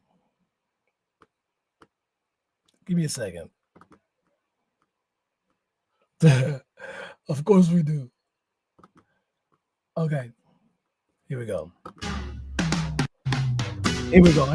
Argentina. It's more like, okay. You may have heard of this nation for its football, its tango, or maybe its beef. But this Southern American country hides many secrets, and I'm about to take you to see one of them. Between the never-ending flow of beer to the restaurants dedicated to the art of the sausage, to the lush green forests blanketing this town, you might guess that I'm in Germany. But you're totally wrong. I'm all the way in Argentina. This is Villa General Belgrano.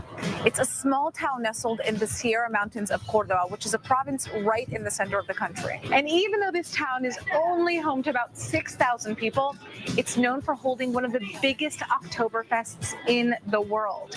Every year, thousands of people come here from around the world to take part in the beer making and worst traditions that dominate this town. Oktoberfest. Do you know anything about Oktoberfest? That's German tradition. See? Is he gonna break it down a little further? There are many locals here that continue to maintain German traditions. There's a group that has built a German community center, and they hold special German events using typical traditional German clothing, like Oktoberfest.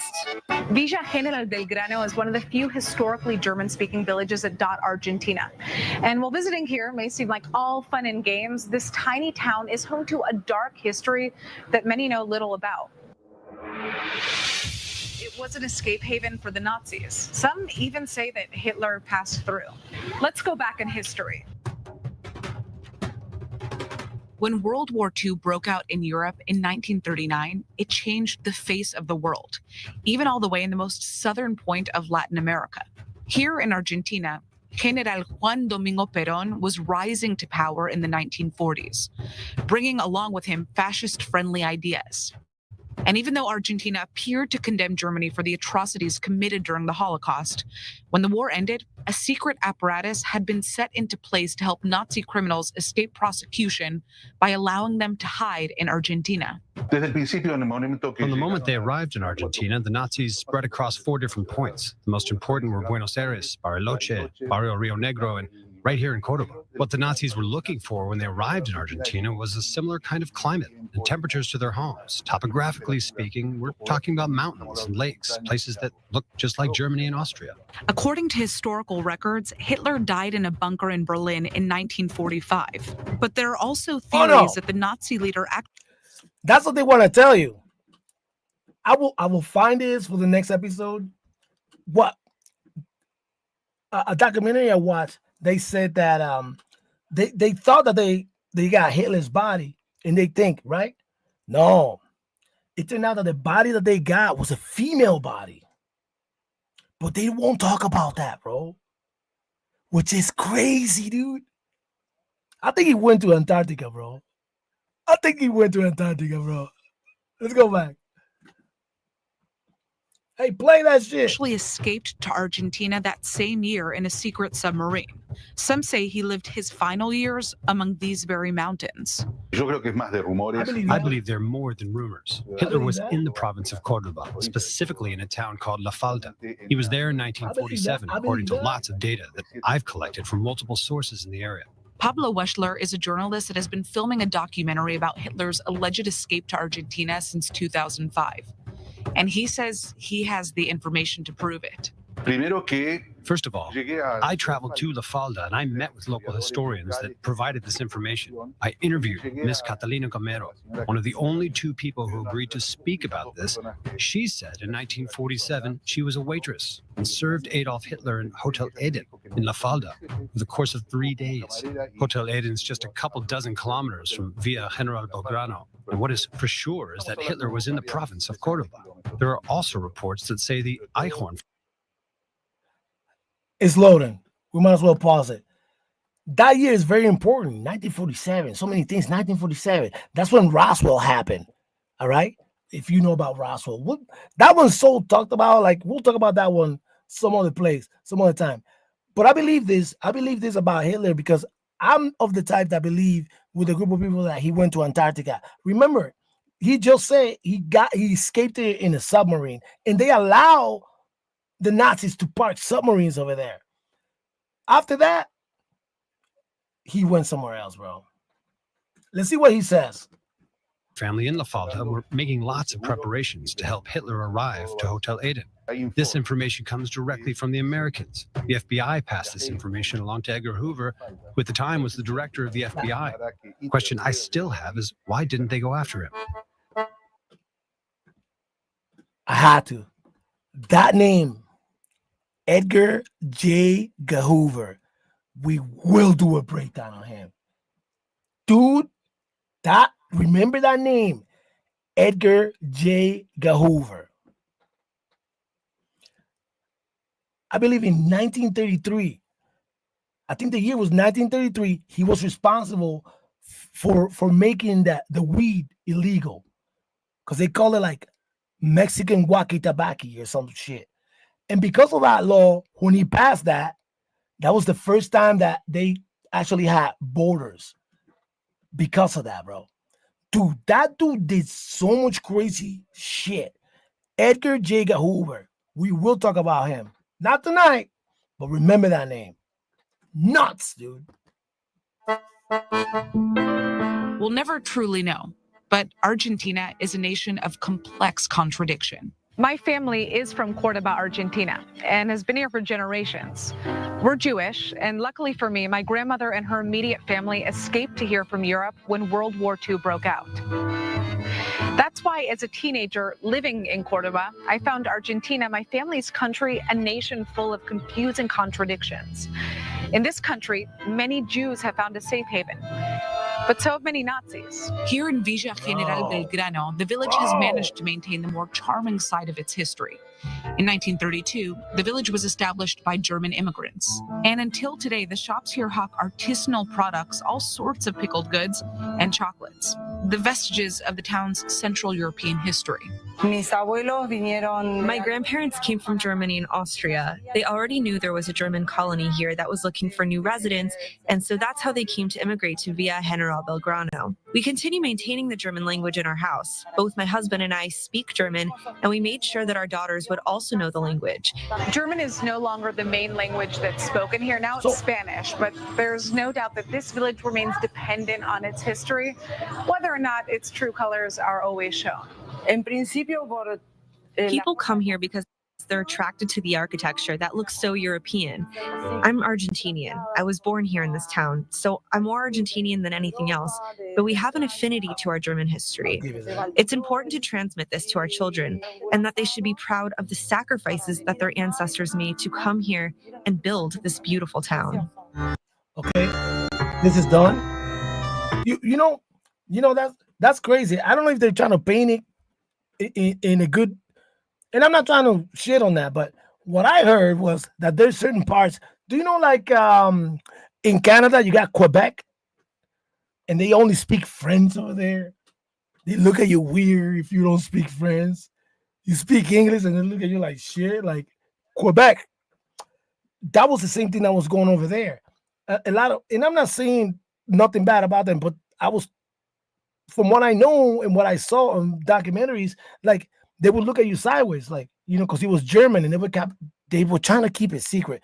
This is very open right now, but there are settlements over there that you can go to, and I was trying to find one of those, but I thought this was really friendly as far as, like, traveling or whatever. It did a good breakdown, instead of the other guy that just that went deep in the military. I think that's the one right here. We're done with that one. So we cover that. Oh, that's a funny one. Okay, that's a funny one. I got a couple videos here. Just are we done with the Nazi stuff for now? Because I gotta find the specific ones that actually.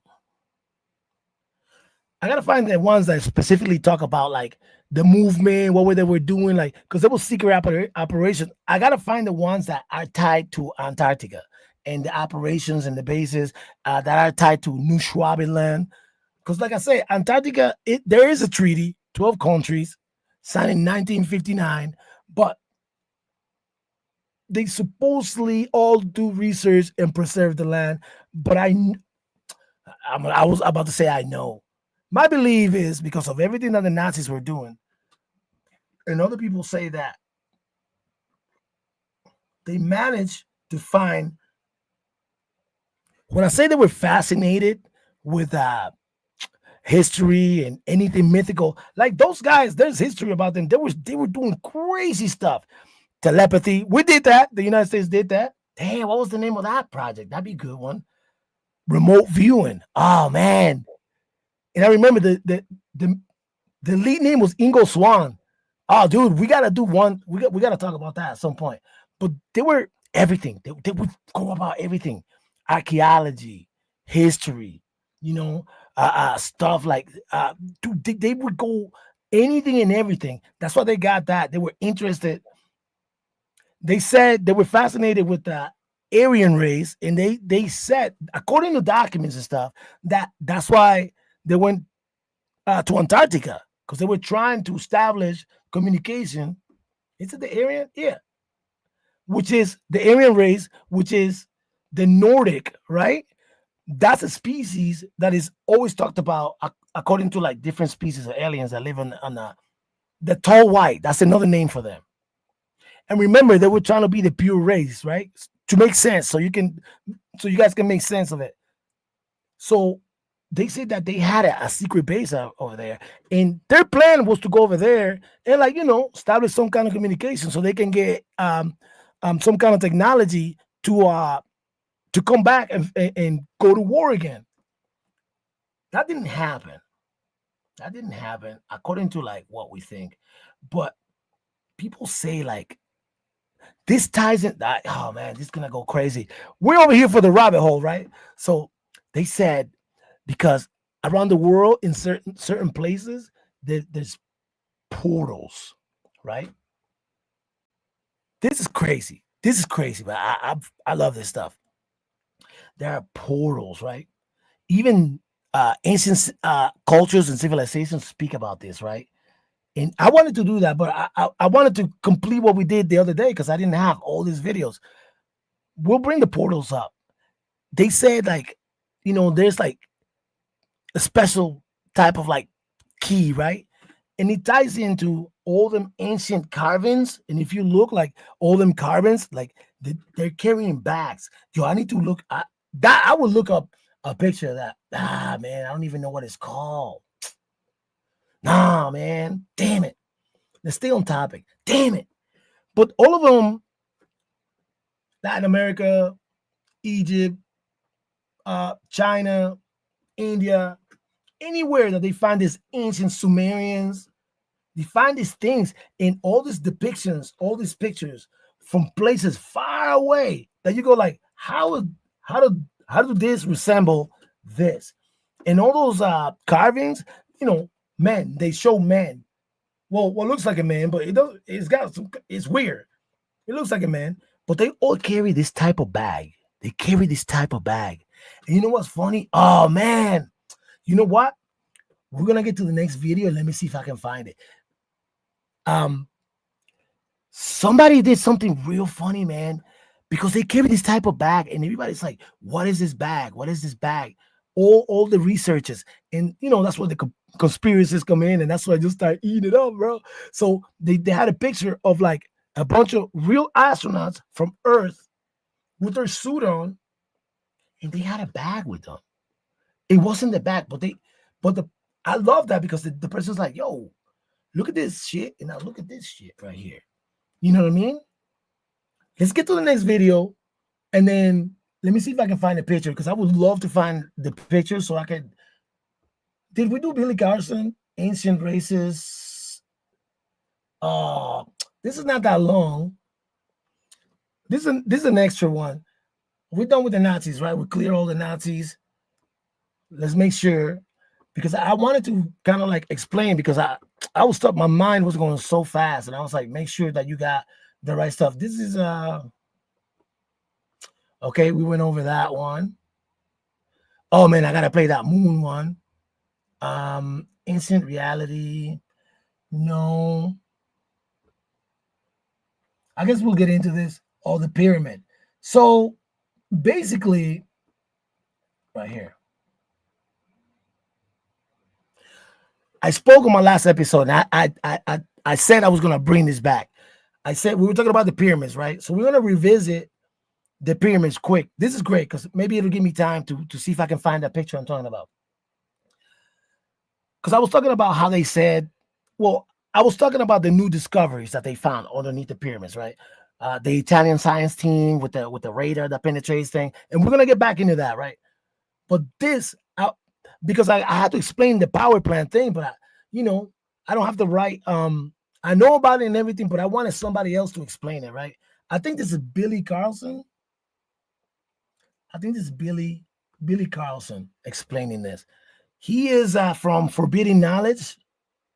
I think his channel is called Forbidden Knowledge. Dude, this guy is insane. He speaks about the ancient tablets. If you want to know about Thoth supposed to be like a creator, somebody that was, responsible for doing certain things on Earth. And his depiction is in a lot of hieroglyphics, cave walls, like, it goes deep. Now, you know what I mean? You might say, yo, Larry, man, this is crazy. This is bullshit. Yeah, it might be, man, but this shit is entertaining as fuck, bro. Like, So anyway, I wanted to find a video that would explain how the pyramids are, because they say it was a tomb, but now, no, and not now. They've been seeing that for a while. How could that be a tomb, bro? And they keep saying that was a tomb for the pharaoh. They never found no bodies in there.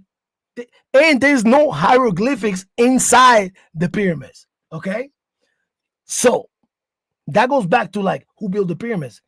The Egyptians came and that was there, you know. So they just took it. They have accounts and they can prove that the Egyptians took over monuments, buildings, structures, and then they had an obsession with those hieroglyphics and they would put them everywhere. You know what I'm saying? The pyramids, there's no hieroglyphics inside the pyramid. So I wanted to find something short and sweet. And I like this guy, Billy Carson. Man, that's his business, bro. I didn't watch this all the way. I played the beginning to make sure that he was going to talk about how it is a power plant. And then we're going to talk about the new discovery. I have to bring it back. We spoke about that on the other, because now it's going to make sense, right? So let's go. Make sure you guys can see it. It's 2 months, bro. So let's go. Him and I have very similar theories on how the power generation occurred. And I believe that the Nile, when it used to run up close to the pyramids and the water would run underneath the pyramid, and that would create something called physiostatic electricity as it ran underneath that magnetized crystal granite. Those ions would pour up into the chamber, move up the grand gallery where there used to be resonating rods, but you can see the slots where the rods used to be. They're removed now, but the slots are still there. Then it would be pushed into the king's chamber where it would be amplified and some type of fusion would take place, then forced up through the apex. And then the crystal granite obelisks around the region would capture that ambient wireless electricity. And then if you had something called a JED, which looks like a Tesla coil, you can capture that energy and you can transfer it into a device for gold electroplating, for any other electrical tools you need, like some of the tools they had to have used to create some of these incredible works of art. We can see the tool marks, so we know they had the tools. Okay, that ended up being very rewarding because he brought Tesla. Nikola Tesla was doing that with different stuff, and that's why they were able to correlate that with the pyramids. And they started saying, like, wait a minute, this is an old school power plant. This is not a tomb. So the way he explained it, we can play it again because he went real fast. I made sure I found a short one, and I didn't watch the whole thing. I just made sure that he was talking about how is a power plant. Because I've seen other people describe it like how it'll collect energy because of the rivers, right? Because there's rivers that run underneath it, right? And they have all that space. Now, let me make sure I got the new discovery because I gotta play that one, bro. This is gonna be. Make sure this is the one. Is this the one? Oh, okay.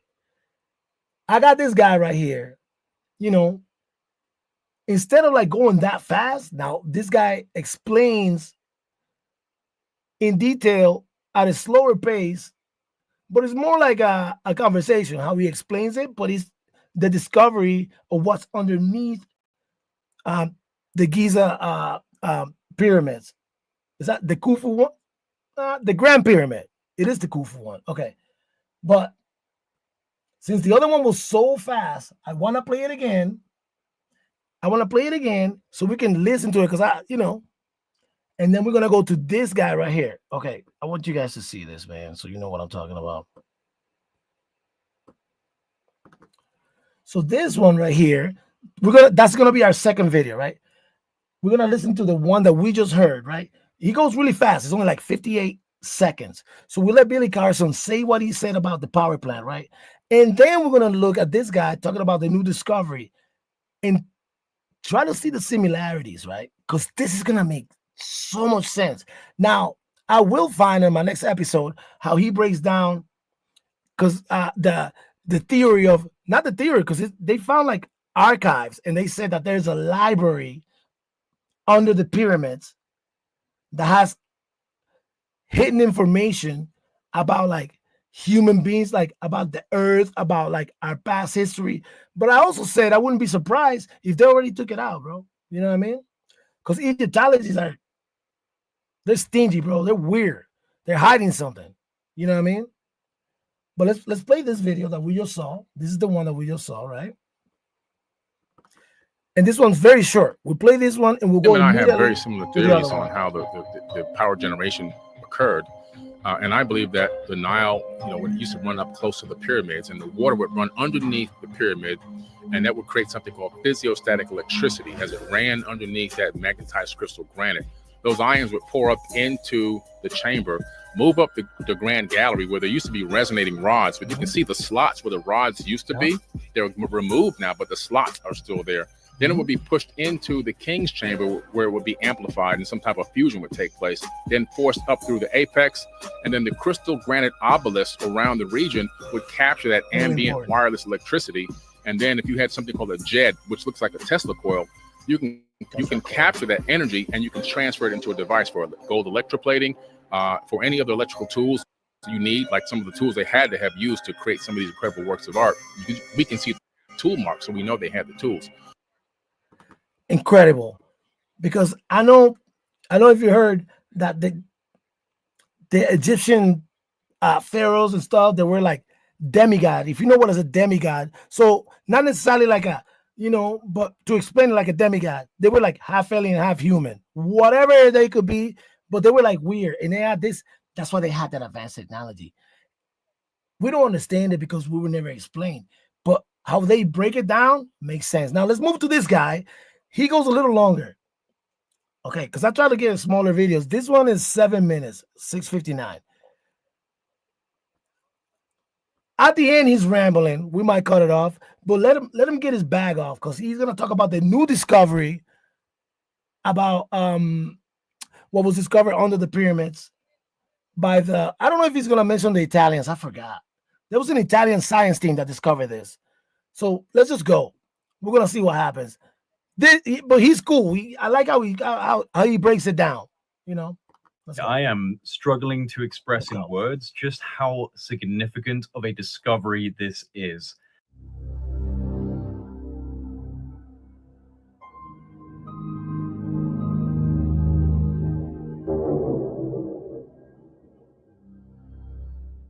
What has just been announced in relation to the pyramids at the Giza Plateau and the plateau itself is so incredible, so awe-inspiring and narrative-shattering that I have been sitting here for the last hour trying to wrap my head around the implications of what we were just told. So this is pretty much breaking news because the new findings were announced on the 16th of March at a press conference held by the team who were studying the Great Pyramid of Giza with a non-invasive technology that was first developed by Filippo Bionde and Corrado Malanga, called synthetic aperture radar Doppler tomography.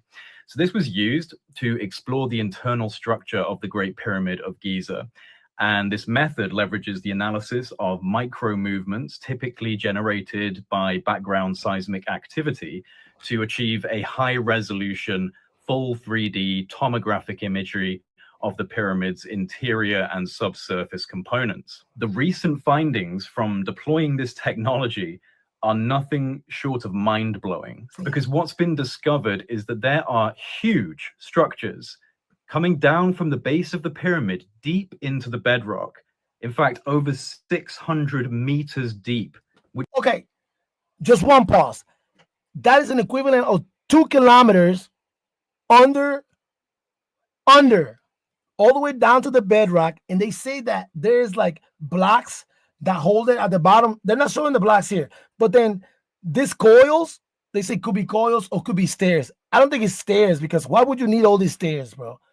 But this makes sense if it's a power plant. How is in a geographical position of the earth that is a magnetic pinpoint of the earth, and if it was a power plant of some sort and collecting energy, these coils, the pillars, how it goes all the way down to the bedrock, and then it's got the river too. The river is like right there, but they're not showing the river right now, bro. Which is what Billy Carson told us, bro. This is insane. Let's go. I'll let him finish. Which then connects to structures that extend up to 2 kilometers below the surface of the ground. 2 kilometers, massive internal structures connected to the base of the pyramid and extending deep, deep down. This is what we know so far. Utilizing high-resolution radar images from Capella Space and Umbra, which are 2 private companies that specialize in satellite-based synthetic aperture radar imaging. This has allowed researchers to create a 3D model of the internal structure of the Great Pyramid of Giza. Now, this model has revealed a previously unknown chamber with 5 horizontal levels and a sloping roof, which in of itself is an architectural design unlike any previously documented in the Giza Pyramid.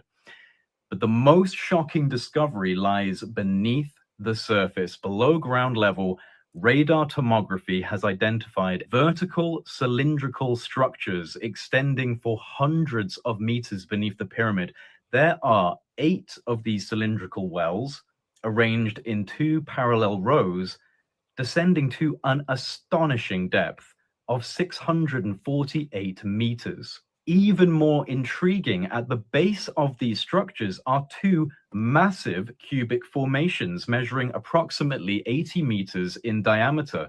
The tomographic data suggests that these are vertical wells with intricate spiral pathways. Now, this design not only implies a functional purpose, but also a level of sophisticated engineering that completely blows the dynastic Egyptian model out of the water. I mean, the pyramid itself was already a massive red flag in the ancient Egyptian historical narrative. But now, with this discovery, I think it's become impossible to say that the Egyptian civilizations that we understand, that we've been taught about, were responsible for building these structures. And it doesn't even end there. The radar analysis extends beneath the entire Giza plateau, revealing interconnected structures beneath not only the Great Pyramid of Giza, but also those of Khufu and Menkaure. The subsurface network reaches down to a staggering depth of approximately 2 kilometers.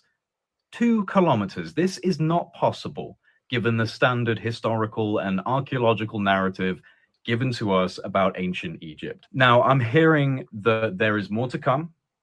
There is a 4-hour presentation that's going to be released by the research team. This is what I'm hearing. That's going to go into every detail of their findings. This has essentially been a strategic release of incredible data ahead of time to get people interested. And I am more interested in this than basically anything else right now, because this is by far the most provocative piece of evidence for not only a potential technological explanation for the purpose of the Giza complex, but it also provides the most extraordinary evidence for a pre-flood era civilization that was flourishing in a way that we can scarcely comprehend. It's also possible that this spiraling cylindrical series of structures are staircases. And I can't help but think of the channeled writings of Thoth. Oh, that's the guy! That's Thoth! The Emerald Tablets. That's the dude! Speaking of a lost hall of records, a sacred hall of knowledge below the Giza Plateau, the halls of Amenti. Could this be the lost hall?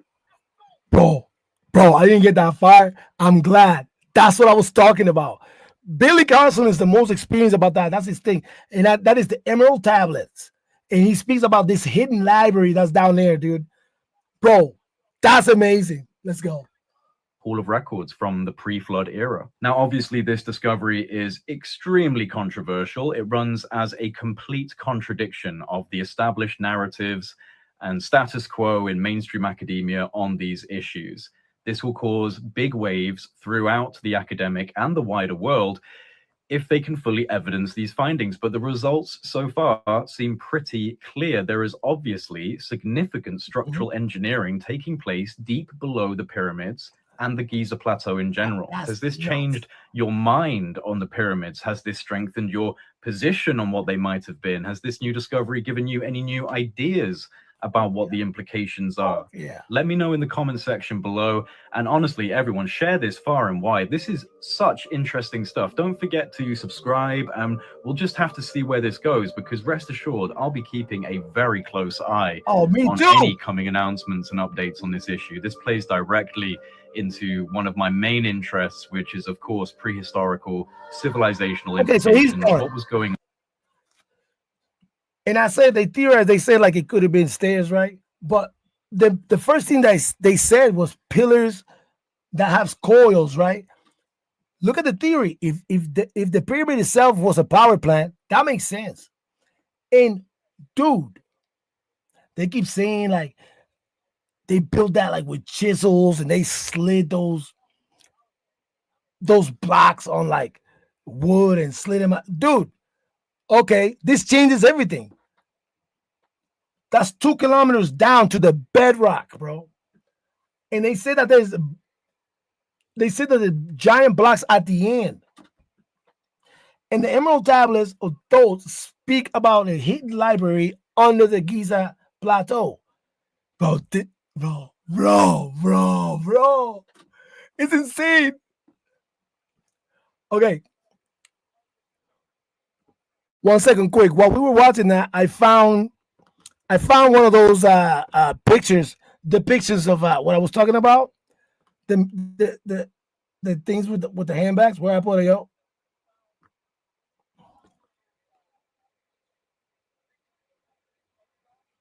You see those handbags? See that handbag that I know it's not showing the whole thing, but I'm sure people have seen this. All over the world, there's carvings all over the world. Not only that, look like he's wearing some type of watch. You know what I mean? This one got wings. Not all of them are like that, but that bag is what we're looking at. That handbag is depicted in all types of carvings everywhere from all kinds of civilizations, cultures, ancient, you know what I mean, pre-flood and all that stuff. Let me get that out of here. We can get that out of here. Bro, no, man, I say get it out of here. All right. All right, man. Close that window. All right, here we go. Yo, and that is crazy. And then even when you look at let's even compare what's going on here? Okay. Even compare the Mayan culture and the Egyptian culture. And remember that I said in the Grand Canyon they found hieroglyphics that resemble, that they're equal to the Egyptians, and they found Egyptian artifacts in the Grand Canyon, and they hid it, bro. They hide it. They don't want nobody to know. There's something in the Grand Canyon believed to be something that they don't want us to find, right? But then, compared to the Mayans, even in the Mayans have depictions of that bag, just like the Egyptians have oh man, where's that picture of that? Dude, there's a picture in the hieroglyphics that they show it's not a picture. Well, it's a picture in the computer, but there's a hieroglyphic that can show clearly. It shows a plane. It shows a helicopter. It shows bro, we gotta find that. And then the Mayan one that has a dude inside a vessel that looks like a ship. You know what I'm saying? Let me play the other video for you, and then I'll try to find it. This is how we already saw that. Okay, we already saw this one. Boom. So we're gonna because I got some stuff for him, because I thought, I was like, dude, I wanna search some stuff. Shark. Hey, stop it. Oh, dude. Wait a minute, dude. We saw this. Wait a minute. This is the one. Okay. I explain how this right here is the Y Files. That's one of my favorite channels. They do in-depth breakdowns. He goes deep. He makes it fun. This is where the hecklefish is. You can see the hecklefish right there. It's they make it entertaining, but he actually gives you information. The breakdown and the research is in depth, right? So what was I looking for? Okay, we're gonna play this. I gotta look for the Mayan. I'm gonna try to find you some pictures of the Mayan depiction of the person in a ship, and I gotta find the hieroglyphics from Egypt that show the helicopter and stuff like that. This is crazy. Some people may see that, but this is insane, bro. This is insane. How the hell they got a picture, a hieroglyphic of a helicopter? All right, we'll play this. Let's watch this and be entertained. This is gonna be good, bro. I said I have a moon video for you, right? This is about the hollow moon theory. I'm not even gonna say nothing. I let him break it down. Dude, this is dope. Let's go.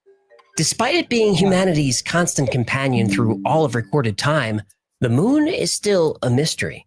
Science hasn't been able to explain how the moon was formed, its unusual orbit, its distance from us, its density, its composition, its structure. These are all still questions. Now, there are theories about the moon that solve some of these puzzles, but they don't solve all of them. There's only one theory that answers every scientific question about the moon. Just one. That the moon is a hollow artificial structure brought here by someone else. Let's find out why. Let's start at the beginning. We're taught that the moon has been here forever, but there's controversy about this because scientists can't agree on how the moon was formed in the first place. The first theory of how the moon became linked to the Earth is the capture theory. It says the moon was just floating along, drifted near the Earth, and was pulled into orbit. This is almost impossible. Another explanation is the accretion theory, that the moon and Earth formed out of dust clouds in the early solar system. But when systems form through accretion, they share similar traits. If the moon was formed this way, it would have an iron core, like the Earth. It would spin on an axis, like the Earth. But neither of these are true. The fission hypothesis was popular for a while, and this says the early Earth was spinning so fast that the moon was formed out of rock in the Pacific Ocean that was flung into space. But we later learned that moon rock is much older than the bottom of the ocean, so this is unlikely. The most popular explanation is the giant impact theory. This says that a large object about the size of Mars smashed into the proto-Earth. The debris field from the collision coalesced to create the Earth-Moon system. Again, these conditions would have to be so perfect that the odds are astronomical. Right. Now, a recent theory is a combination of all of these. That a large object collided with the Earth about 4.5 billion years ago, essentially vaporizing it. And this vapor is called a synestia. And the synestia was spinning very rapidly, forming a torus. And the moon formed on the edge of this torus. Whoa, hold on. Taurus? What's a torus? Well, this shape is a torus. That looks like a donut. It does, but in geometry, if you revolve a circle around an axis in three-dimensional space, it's called a torus. Yeesh, and you wonder why you're not popular at parties. I'm very popular at parties, aren't I? So we still don't know how the moon was created. You would think that actually going to the moon and collecting rock samples would solve some of these puzzles. But when moon rocks were brought back and studied, it only created more questions.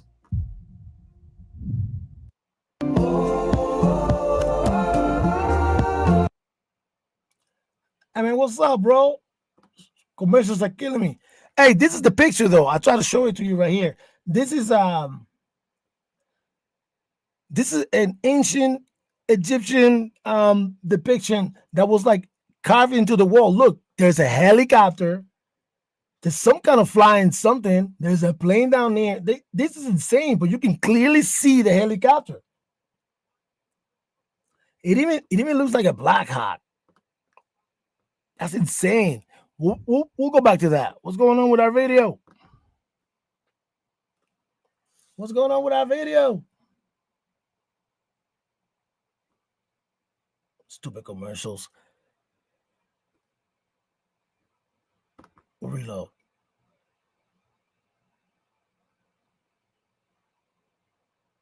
What if recording high quality content, editing like a pro, Damn. and stream Riverside? It's just that. Sorry about Riverside that, makes guys. the Let's go back. Of Tiwanaku in Bolivia. We'll bring the also picture refers back to in a minute. time when there was no moon. The Tiwanaku claim the moon arrived between 11,500 and we're gonna have to rewind this. Hold on. We have to rewind this back because now he's gonna talk about the theory of cultures they were talking about when there was no moon. We gotta bring this back. Hold on, bro. We're gonna bring this back to about here.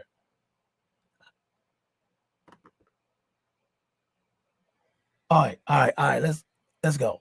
Let's pay attention. I'm gonna try to do my best not to say nothing. This would explain that. Besides the density issue, the moon has a lot of characteristics and coincidences that we don't see anywhere else. The moon is actually more like a planet than a moon. At 1/4 the Earth's size, no other object in the solar system has a moon this large. This occurs nowhere else, not in our solar system or any other solar system that we found. And the moon orbits much more closely than it should. And its orbit is also a mystery. It's the only object we've ever observed with a near perfectly circular orbit. We don't see this anywhere else either. Because of this near perfect orbit and its size and distance from the Earth, the moon appears in the sky as almost the exact same size as the sun. This is what allows us to have eclipses. Our distance to the sun is 400 times our distance to the moon, and the size of the sun is 400 times the size of the moon. Could this be a coincidence? Nah. Well, when enough coincidences pile up, we may have to adjust our thinking and be a little more open-minded. And that's what happened in 1970. Two Soviet scientists looked at all the evidence and all these coincidences and came to what they felt was the only logical conclusion. And they agreed that their theory sounded crazy, but said not only is the moon hollow, but it's also a spacecraft that traveled here in the distant past. Yo, the Death Star. We'll be back. I know it sounds crazy. It sounds crazy. But it's been so many other documentaries that they talk about, like how so many odd things. The moon is our moon out of all the moons in our solar system is the only one that just faces us. That's why we have the dark side of the moon. I know we all heard that on the dark side of the moon, supposedly there's like alien structures and stuff. I know we all heard about the astronauts going over there and never came back. You know that? Because supposedly we were warned not to come back. Not only that, I'm not going to say that part because I think he's going to cover it, but I'm going to say this part because I don't know if he's going to cover this one. Another theory, another documentary was talking about how all the craters, some craters look like entrances, some craters look like artificially made, but all the craters are the same size. No crater in the moon goes like, but they're the same. They might be big or smaller, but they all the same size down.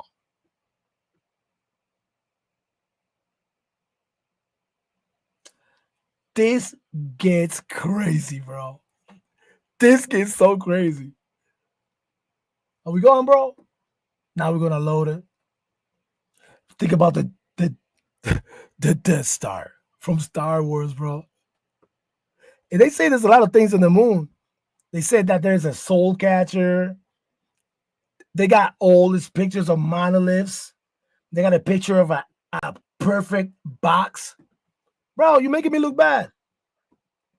I'll keep going till he starts. They got like they found crafts. There's actual videos. There's actual videos of things coming close to the moon and disappearing. You know what I mean? There's China was the last one to launch just recently, a couple years ago, because they're doing science research. They went, collected samples, and came back because they want to mine the moon. But people didn't go. A rover went. Man, we're going to have to reload this page.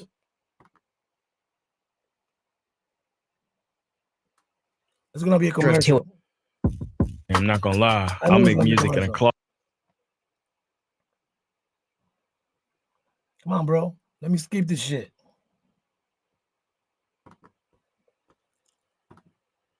But that moon shit, why? And it's exactly a certain diameter that matches things of Earth, and it's the exactly size to be able to block the sun so we can have eclipses. There's too many things about this moon that they cannot explain. It's the only one in the system. All the planets have moons. It's the only one that just stares at us, bro. Nah, bro. Let's go. Yeah, also refers to a time when there was no moon. The Tiwanaku claim the moon arrived between 11,500. Roman and Greek authors in the 5th century BC have stories about the Proselynes, and they lived in an area called Arcadia. And they said they've been here since before there was a moon in the heavens. Now, on the other side of the world, the ancient culture of Tiwanaku in Bolivia also refers to a time when there was no moon. The Tiwanaku claim the moon arrived between 11,500 and 13,000 years ago. If you're into ancient theories as much as I am, you'll recognize that this time coincides perfectly with a period called the Younger Dryas. And all kinds of myths and mysteries are said to have happened during the Younger Dryas, and we'll cover them on this channel. Now, going back to Africa, there are Zulu legends that specifically say the moon is hollow, and living inside is an intelligent race of reptilian extraterrestrials. Lizard people?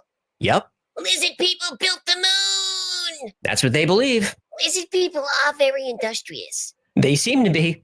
And they say that they Zulu on believe the Earth moon was too. put into orbit by two brothers who were gods. And this legend is similar to what the Sumerians What believed. the hell in the The hands? Sumerians also had a legend of two brothers, Enki and Enlil, who were called That's Yep, Anunnaki, we the gotta talk about the extraterrestrial Anunnaki for gods sure. who created mankind. Everything is falling into place with this one. Oh, you ain't seen nothing yet. How about this? The Zulu also believed that before the moon arrived, the climate of the earth was very different.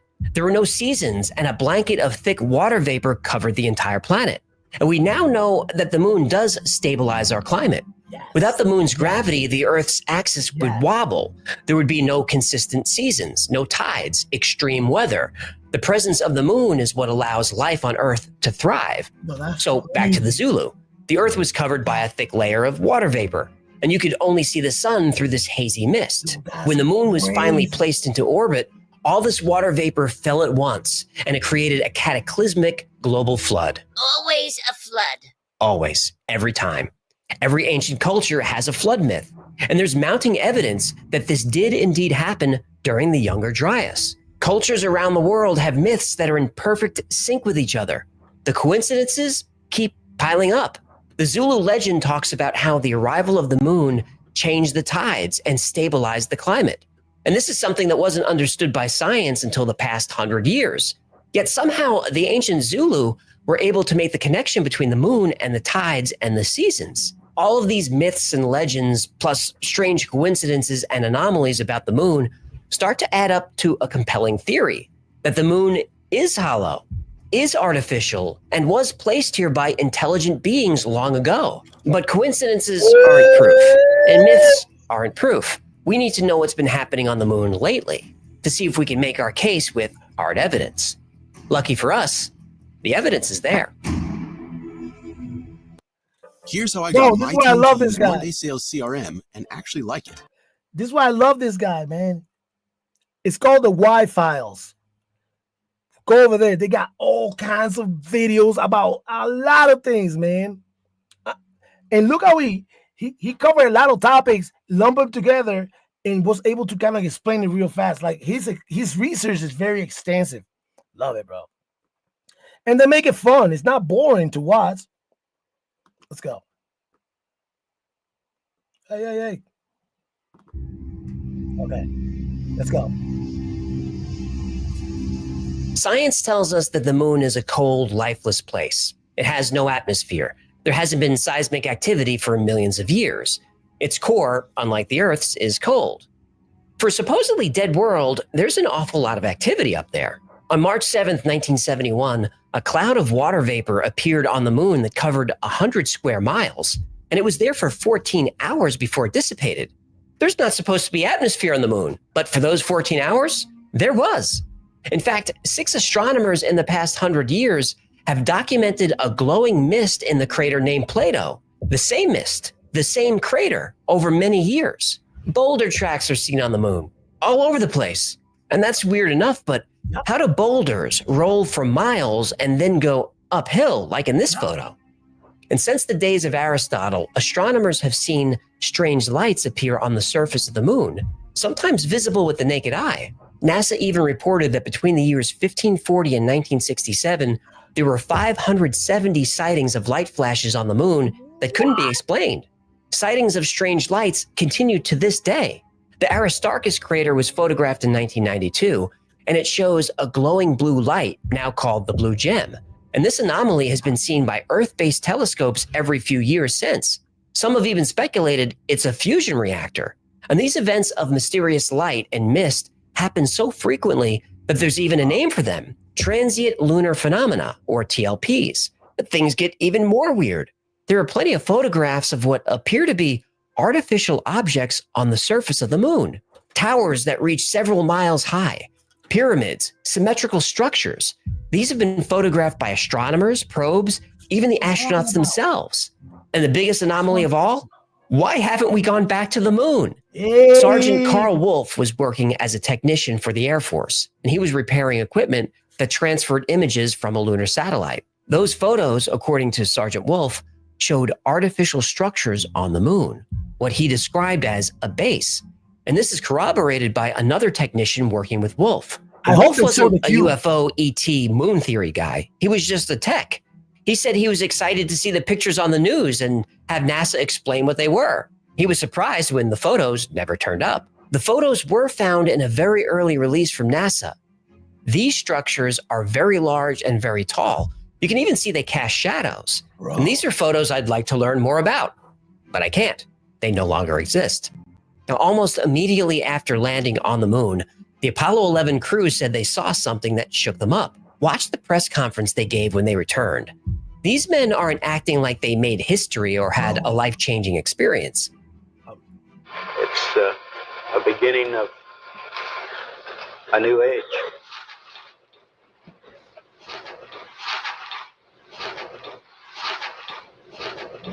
They looked sad, frightened, uncomfortable, even depressed. Why? Is there a reason we haven't returned to the moon? And could it be that the Apollo missions discovered something that ancient cultures knew centuries ago? Something that reputable scientists believe is the only answer to this list of mysteries. That the moon is not what it seems or what we've been told. The moon is hollow, artificially constructed, and appeared in Earth's orbit from somewhere else, far away. Makes sense to me. Does it make sense to you? Bro, this is what I'm telling you. That he does very good breakdown. He went into a lot of shit like immediately and put it together. You know, he's talking about that blue light. They talk about that all the time. I was just telling you about the structures. He didn't show the cube. They call that the soul catcher. Something to do with like, because they say that the human body is just a vessel, right? That's a whole different topic. So he showed the tall towers, you know, with the casting shadows and stuff like that. He also said, why didn't we go back to the moon? Did you see those astronauts, bro? Dude, there's so many breakdowns about like they were warned, and when they were there, they were being watched, dude. By who? Somebody else. So there's obviously like some kind of presence in the moon, maybe in the dark side or whatever, but they were watching us. And they were warned. Like I was speaking about like treaties that were made with alien races. And the treaty was they're going to give us some, well, what they say, some kind of technology, and we give them humans. I didn't see my comments. Yo, let's go. Let's go back over here. Bro! The Y-Files. I think it's on my description. So y'all can click on that. So what can science explain about the hollow moon spaceship theory? Well, the formation of the moon is still unknown, so score theory 1, science 0. The density problem is said to be because after the giant impact, the Earth's upper mantle formed the moon. The mantle is much less dense than the core. Okay, the problem with this is the giant impact theory probably isn't what happened. And the theory about the Earth and the moon forming out of that big donut shape? In geometry, that's called a torus. That never made sense to me. Torus. Well, that wouldn't explain the density discrepancy. We're told the moon ringing like a bell is because the moon is much less dense, and the moon's rock has much less water. So vibrations reverberate longer and farther. This can't be proven, but okay. The perfect eclipses? Well, here's where science wins. Okay. The eclipses aren't exact. They're close, but not perfect. Besides, the moon is drifting farther away from the Earth every year, so eclipses are becoming less and less perfect all the time. And whether the moon arrived 14,000 years ago or was formed billions of years ago, it was much closer to the Earth, so it was much larger in the sky. Now, NASA claims that we know the moon isn't hollow because of seismic observations. And that's fair, but it's still conjecture. Look, we don't know for sure what's at the center of the Earth, much less what's at the center of the moon. If there's anything at all. Right. Now, the structures are said to be shadows or optical illusions. Nope. And the lights are from meteor impacts or reflections from glassy patches on the surface. Nope. But the bottom line is this. Yes, the hollow moon spaceship theory is a wild one. I admit that. And many of the anomalies found on the moon can be explained. The explanations aren't perfect, but they're enough to satisfy skeptics. And I consider my. Do we want to go? Because now they're going to do a breakdown. Now they're going to try to explain certain things. We can hear this. But look, this guy does amazing breakdowns. So go to his channel if you want to. I'll have clips from this channel every now and then. I was hoping he talked about NASA and how they realized. He talked about that the moon rang like a bell. What happened was they sent a module, right? And when they were leaving, they dropped half of it. They sent a module. They put something that measures the Richter scale, right? They left it down there. And then when he was coming back, they dropped something to kind of see like what it would do. And they said that the moon rang like a bell. He said it, but they said that it was ringing for 45 minutes. And right now they're talking about how like the moon is oxidizing. I don't know if anybody heard that. It's crazy. They say it's oxidizing, which brings me to a lot of like other things, because now we get into like blood moon stuff. You know what I mean? That's nuts. We'll let him finish because now he's gonna like talk about. He always goes into like all the deep stuff, and now he's probably gonna like try to explain, because there's always debunkers. So he doesn't really stay in one side. He try to give the other side, but he always does it at the end. I think that's what he's gonna do right now. Myself a skeptic, but I'm open-minded. I just want to know the truth. And when I started researching this story, I thought it would be a fun ride, a pure tinfoil hat experience that we could button up with science. That's not what happened. There's just so much unknown and unexplainable that something doesn't feel right about what we've been told about the moon. But as always, the space agencies and the governments they serve are very selective about the images and information they release. So I have a message for them. For NASA, the European Space Agency, Russia, China, Elon Musk, Richard Branson, Jeff Bezos, and anyone. I had to stop it because I got to tell you again, the acronym for NASA is never a straight answer. That's what they call it. With the resources to put people back on the moon. The message is this: if you want us to believe your explanations, you're going to have to prove it. I like this. Bro. All right. That's What's it. this? I got a sponsor. You've got a sponsor. Why? So now they get into like chit-chatting and stuff and whatnot. So that's the breakdown. This channel is amazing. It's called the Y Files.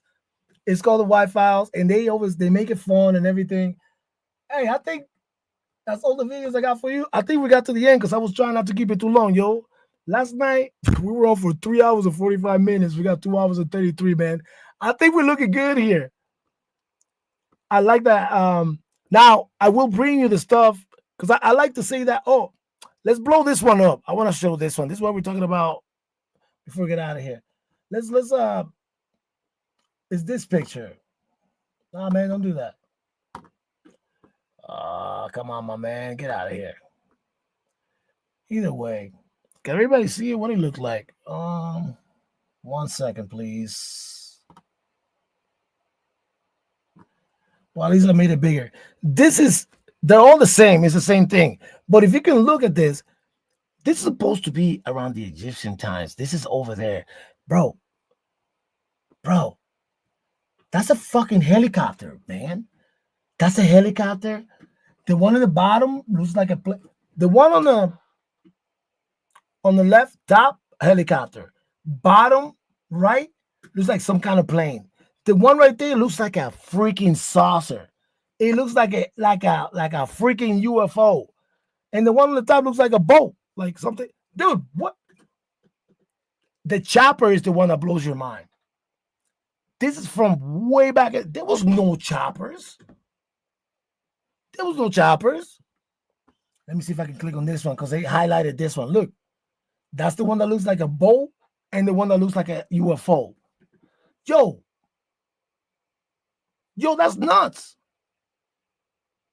But it's fascinating. Oh, thank you. Pure water. Thank you, man. Appreciate that. Or lady. Thank you so much. Yo, but this is nuts. So next time, when I come back, we will, I like to, that's why I always try to like say stuff in the video so I can like revisit and come back and bring you like stuff that, like we'll break this down. I'll get the exact time, the location, and like what they have to say about that. We should get into those entities, those carvings. I wanna show how like they're all over the world, and all of them seem to hold this thing.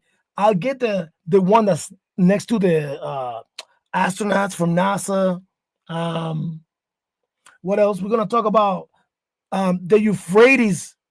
We need to talk about the Euphrates. Thoth, the Emerald Tablets. That'd be interesting. That's a trip. They also mentioned Il and Linky. That's a whole different thing. If we're gonna get into the Anunnakis, we should do that. Also, what else did I say we're gonna do? The pyramids, like the correlation between. I should find some of the stuff about the Grand Canyon. The pyramids, the correlation between Giza and the Mayans, and there's more, but those are very relevant. And the carvings about in the Mayans where they got that, is it like in a spaceship? You know what I'm saying? It's crazy. We got a lot of topics to talk about, man. We got listen, we can go down the rabbit hole on this, and that's what we do. That's what we do here. That's what we do in Larry B's channel. You know what I mean? Welcome to everybody. You know what I mean? We're about to get to the end of the show. Thank you for being with me right here, man. This is it's been a real trip. What do I got here? Let me see. Let's make sure I didn't miss a video. This is okay. We did that one. I want to make sure I didn't miss a video because I try to find you stuff. Oh, no, that's not one of our videos. Okay, let's check the other tab real quick. That's the one. I think I have another video, man. Let me make sure. Oh no, that was the Billy Carson one. We saw that one. Let's check the other one. We got one more tab to check over here. Let's make sure that we're good. Oh man. Just to keep going down the rabbit hole, I did want to play this video. Yo, this just has to do with the military and government, right? But this is crazy. Let me see if I can find a short one. Let me find a short one. Okay, I got a short one right here. This. I don't even want to say what it is. I'll just put it up. But this is crazy. Has to do with the military. Let me make sure that it's ready. I'm working on it. The Navy's marine mammal. Wait a minute. Okay. A lot of people don't think this is real. This is real. This stuff is real. And they did this, right? This is nuts. So at least this one is what, six minutes? Okay. Okay, great. That's a good idea. I threw that one up there. I was like, just put it up there. Maybe just show it for fun, just to push. I don't think this has to do with the rabbit hole, but it's military and experiments. Because one of these days we gotta talk about experiments that been done. We gotta talk about the hidden agenda of the military. How some of these crafts are actually ours that came from technology that we got from other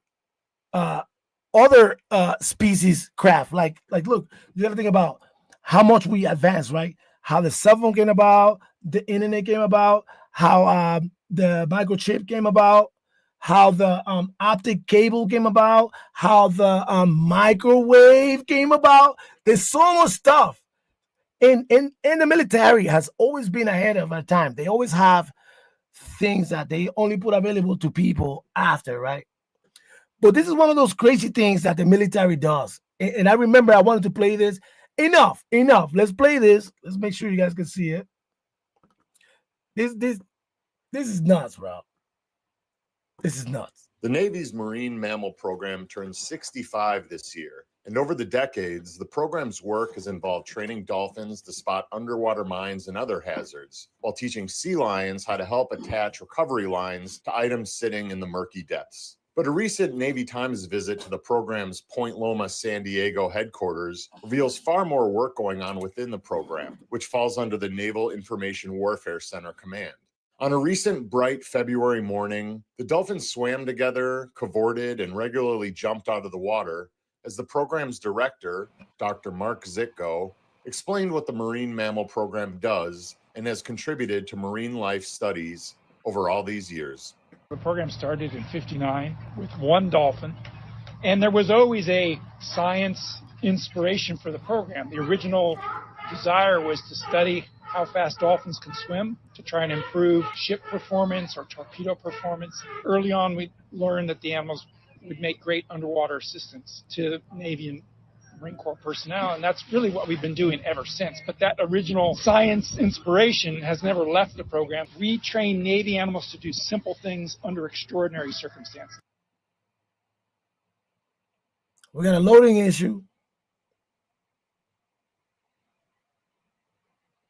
Come on, man. For them, detecting enemy divers and swimmers or UUVs or enemy mines, finding the target is easy. The animals are natural hunters. We just change what they're hunting for. In addition to training dolphins to help point out underwater hazards for sailors, much of the program's work has also involved advancing veterinary care to help both the Navy and other human handlers take better care of these animals, Zitko said. And then there is the eternal mystery of the dolphins' Come on, buddy. Can we close some of these tabs? We probably can. exquisite biological acoustics, a sonar array that modern man has yet to successfully replicate in any machine. The animals are acoustic creatures. From the beginning, we've studied their biological sonar, which is still order of magnitude or better than the best electronics that we've got going. In a way, the folks at Point Loma hope their research will one day put them out of a job and retire dolphins from the Navy's arsenal of assets. The Navy's policy is we want to replace our marine mammals. And leave it there. This one's too nice. I'm gonna find next time. I'm gonna find what they have secret programs. Man, they had these dolphins finding bombs. They had this dolphins trained to like protect submarines. They had these dolphins like with equipment, actual equipment on them to go like gather intel. The dolphins are very smart. They're special species, bro. A lot of people don't know, like orcas, the whales, they're more dolphin than whales. They're actually of the dolphin family. I hope I dropped you a jewel right there. Also, if you're a female, I'm not trying to be weird, but if you're a female and you kind of been on your period, about to have your period, or have your period, don't get in the water with a dolphin because dolphins apparently are very horny. Yo, I'm serious. You can look that up, bro. But the relationship between dolphins and humans is crazy because they know they it's something about like their development and how they think and how they process. That's why the military chose dolphins to do this type of things. But I gotta find one that is darker, that breaks down like the real shit that they're doing. Because this is too nice. He talking about that the research is helping veterinarians. Nah, motherfucker. They doing real deal like weird shit in experiments. Nothing cruel that I know. I don't think I would show you anything cruel. I don't want that over here. But they're doing incredible things, bro. I'm telling you, they like sniff bombs. You know how he was just talking about the sonar, how they do the sonar thing. Bro, yo, it's insane. But it's crazy. And they say dolphins and seals, right? They also did something crazy with we gotta break down cephalopods. We're not doing an episode on cephalopods. It's just gonna be just cephalopods. They are the most alien creature that we have on this earth. And for anybody that doesn't know what a cephalopod is, that is the scientific name of the family of octopus, cuttlefish, and certain kind of like invertebrate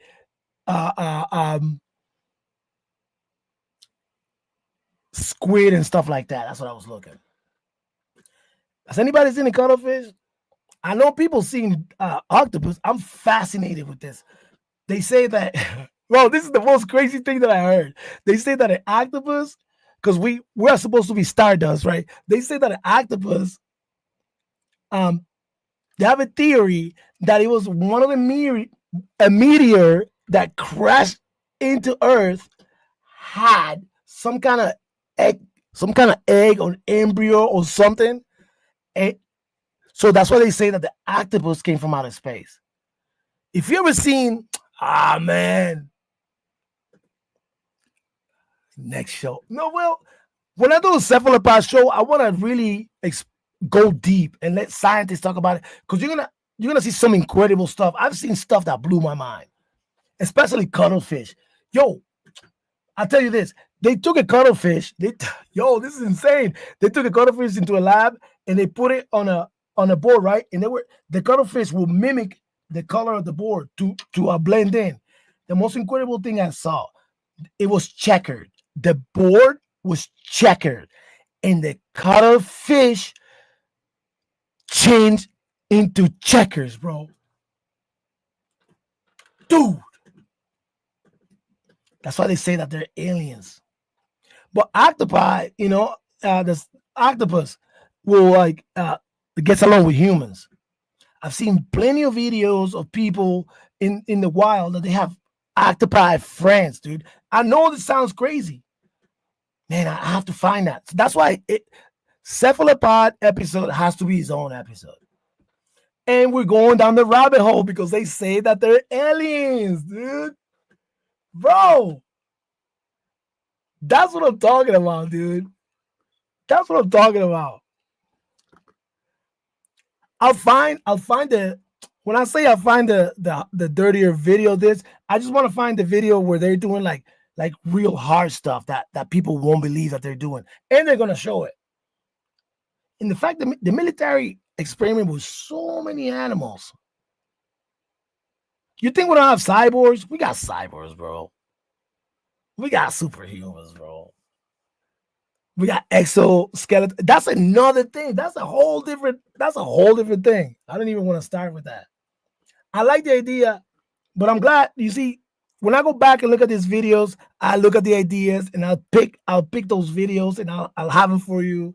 And we can see here and watch the videos and go about it. You know what I'm saying? Let's make sure that was the last video, right? I think that was the last video. Yeah. So we're coming to the end of the show. I think this is a good time. We're almost at 3 hours. Yeah, man. Thank you, everybody, for coming through. Today, we finally reached 300 subscribers. Thank you, everybody. Drop me a thumbs up or a thumbs down. If you have any ideas of any topics you want me to cover, go to my comment section and drop me a comment. I always read all my comments, and I think it's a good idea to get topics, so we all can universe, science, mathematics, ancient history, aliens, flat earth. I'm not a flat earther, but I entertain that, dude. There's some good points and it's fascinating. One of these days we have to break down like the ice wall and all that stuff. Yo, it's crazy, but yo, come on, we gotta go down the rabbit hole. We gotta do inner earth. We absolutely have to do inner earth. I'm trying to find the videos of the black rock that is on the North Pole, so we can cover like the 4 rivers and all that, ancient maps, all that stuff. You know what I mean? If you have an idea, just put it in the comments. With that, I think we call it good, right? We can call it good. Thank you, everybody, for coming through. You know what I mean? I am Larry Beach, 247 from the Ride Money Crew, Dirty Mitten Boys, Dirty Denim Squad, international because of Hollywood, now leader, founder, and creator of the Guala Iguana Koala Coalition. Hala Ayotap Guala. Thank you for coming in. You know what I'm saying? We're going to do our outro. I'll be over here. I'll be back with some more crazy videos. Down the rabbit hole we go. Yeah, man. Hold this L. Yeah. Oh, I'm holding the L. I'm holding the L today. Will it be? Baby, cause I'm ballin'. Let's go. Baby, cause I'm ballin'. Thank you for coming through, yo. It's your boy. Mommies with the Jordans. Like and subscribe. Leave me a comment. Yeah, man. Why she let me go? No. Yeah. Baby, cause I'm ballin'. Yeah, so please don't get me started. Yeah. Baby, cause I'm ballin'. Bombing with the Jordan. Baby, cause I'm ballin'. Need some cash, oh well, that's every day. Yo, done spent my favorite plate. That bitch come down there every single day. Baby, cause I'm ballin' in a major way. Drop another bomb like this like every day. Say a prayer for my niggas that ain't gone. We turn up drinking, wishing you was home. Yeah, I swear I seen your face the other day, I'm gone. We was just two niggas broke as fuck but fly. Baby, now I'm ballin' and I'm getting high. Bummies with the Jordan for my baby, yeah. Damn, it's getting cold, I forgot it's me or damn. Yeah. Baby, cause I'm ballin'. Yeah. Bummies with the Jordans. Yeah. Feel like I'm a star, yeah. Why she let me go? No. Yeah. Baby, cause I'm ballin'. So please don't get me started. Yeah. Baby, cause I'm ballin'. Bombing with the Jordan. Baby, cause I'm ballin'. Got my bumming jeans and Jordan sneaks. Yeah, man. She gon' get that D. Go harassing me. He said she bad for me. Smoke a blunt on two on top my balcony. Neighbors calling cops, say I'm growing weed. Dress swinging, looking like I'm curing weed. Baby, back that ass up, come on, trade for me. I'm Willie B, I'm 23, don't need ID. What? Check the record, think I ain't no felonies. Dropped out of college, that shit wasn't really for me. Started making music cause it worked for me. Hopping out of coupe with that boss P. Baby, cause I'm ballin'. Yeah. Baby, cause I'm ballin'. Thank you. Mommies with the Jordans. Yeah. Feel like I'm a star, yeah. Why she let me go? No. Yeah. Baby, cause I'm ballin'. Yeah, so please don't get me started. Yeah. Baby, cause I'm ballin'. Bombing with the Jordan. Baby, cause I'm ballin'. Yeah, man. Doc. That's how we really be, man. The price of the brick went up. Woo!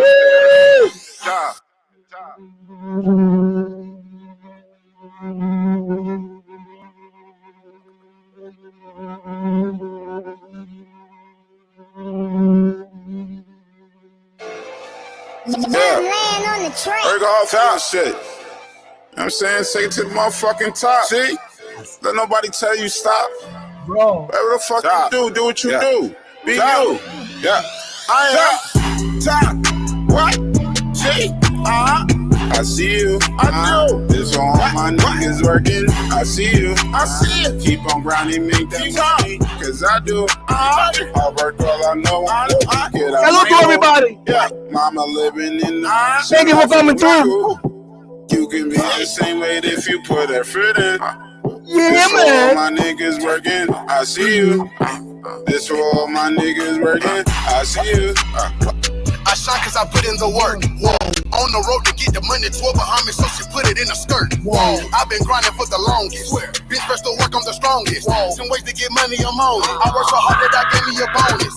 What would you do for the money? What would you do with your money? What could you count me attention on Monday? Flip me 3 packs and drive back to the country. Whoa. I've been really on the road to riches. Counting paper, stacking, flipping ditches. Go crazy like I was on 4th and it. Here we go. Down in my I'm cruising around, booking my child on my pride. Whole lot of niggas in here. shit. They was out banging and gigging and shooting and selling them pies. Dodging on cops like a child. Section 8 papers with food since the wig. It's your boy. Working 2 jobs to pay rent. Working at scammers get rich. Thinking about trapping the shit. That's Willie B right there. Biggest when she wanna call. I hit the jaws, screaming for Lord. Devil let me wanna fuck up plus 4. Top. Friends bring me more. Kisses when I'm on a tour. She know my rubbers is good. Fuck that my dick is the cleanest. No homo, I'm rhyming the meanest. My time and my scheming competing. Studio flow with no limit. Back out the rhymes that was fitting. Sound like the movie the way I be spitting. Sound like a faucet the way she be dripping. Fuck me so good when she said when I'm hitting. Remember them days that in Plaza. Jones in the hall, we be chopping and rolling up ganja. His mama, my mama don't care about the drama. Top. What? See? I see you. This for all my niggas working. I see you. Keep on grinding me. Yeah, man. You already know, bro. Listen, my man. I'm telling you, bro. I'm telling you. It's your boy Larry Beans 247. Hey.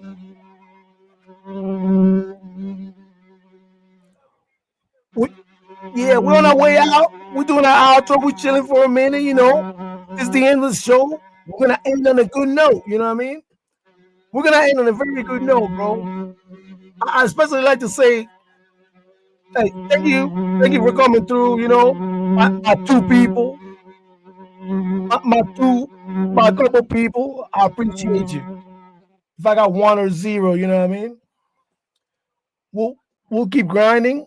We'll keep grinding and, you know what I mean? We'll do things. We're going to be covering all kinds of news. Well, not news. We're going to cover like ancient history, mathematics, science. You know what I mean? We'll do, obviously, we're going to do aliens. We got to do an Anunnaki show. We got to get into the Book of Enoch. It's not necessarily religion, but it's interesting. We got to get into that. We're going to talk about ancient Sumerians, the tablets, obviously the Emerald tablets. We'll have Billy Carson over here. We'll do a bunch of breakdowns. I gotta find some of the stuff that Alex Jones did that really manifested to actually showcase Alex Jones. I'm glad they try to shut him down, bro. I'm glad he's back, bro. You know, so many topics. I definitely have to cover the extinct ancient species that they actually brought back. What do you call that? It's not a clone. They brought back. I know about the type of wolf, so we gotta get that. I know there's 2 right now. There's a male and female, but they doing it in like what do you call it? I don't know, 1 at a time, whatever. Because they're trying to create a small pack. Now this is in a containment, like it's in captivity, right? Not like a little cage or something. What they want to do is they want to study their behavior and stuff. But I'm telling you, it's a type of wolf that is extinct. Because they collected DNA from like research and stuff, and they brought them back. What's the word for that? It's like genetically engineered with DNA, but there's a specific word. It's not clone. I don't know what they call it, but they did a video and they had them both. I saw the video. That's really cute, but dude, that's scary, bro. And they're talking about bringing back the woolly mammoth because the Indian elephant is the closest relative to it, and now they got like separate DNA that they got from the ice, you know what I mean, from some kind of remaining ice. We gotta talk about the Younger Dryas, bro. We have to talk about the Sphinx. We've broken down a lot of the pyramids, so we gotta talk about the Sphinx, bro, for sure, man. We're gonna cover so much stuff. Anything and everything to go down the rabbit hole, man. You know what I'm saying? There's so many things we can cover. I want to talk about one of my theories, because I said about like how government like it's like man-made crafts. So definitely, I believe that they got crafts. They collect, Bob Lazar. Dude, are we gonna do a Bob Lazar show, dude? Hell yeah, dude! Dude! And what's the name of the family? The first ones that got, I forgot the name of the family that got adopted.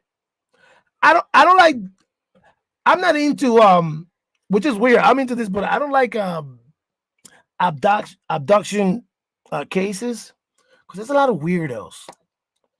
But there's a lot of good ones, bro. So I would do some of the top ones that I believe, but there's a lot of weird ones, bro. People be lying, dude. We gotta cover the Men in Black, bro. Dude, we gotta cover the Men in Black. Dude, bro, that one's hard, bro.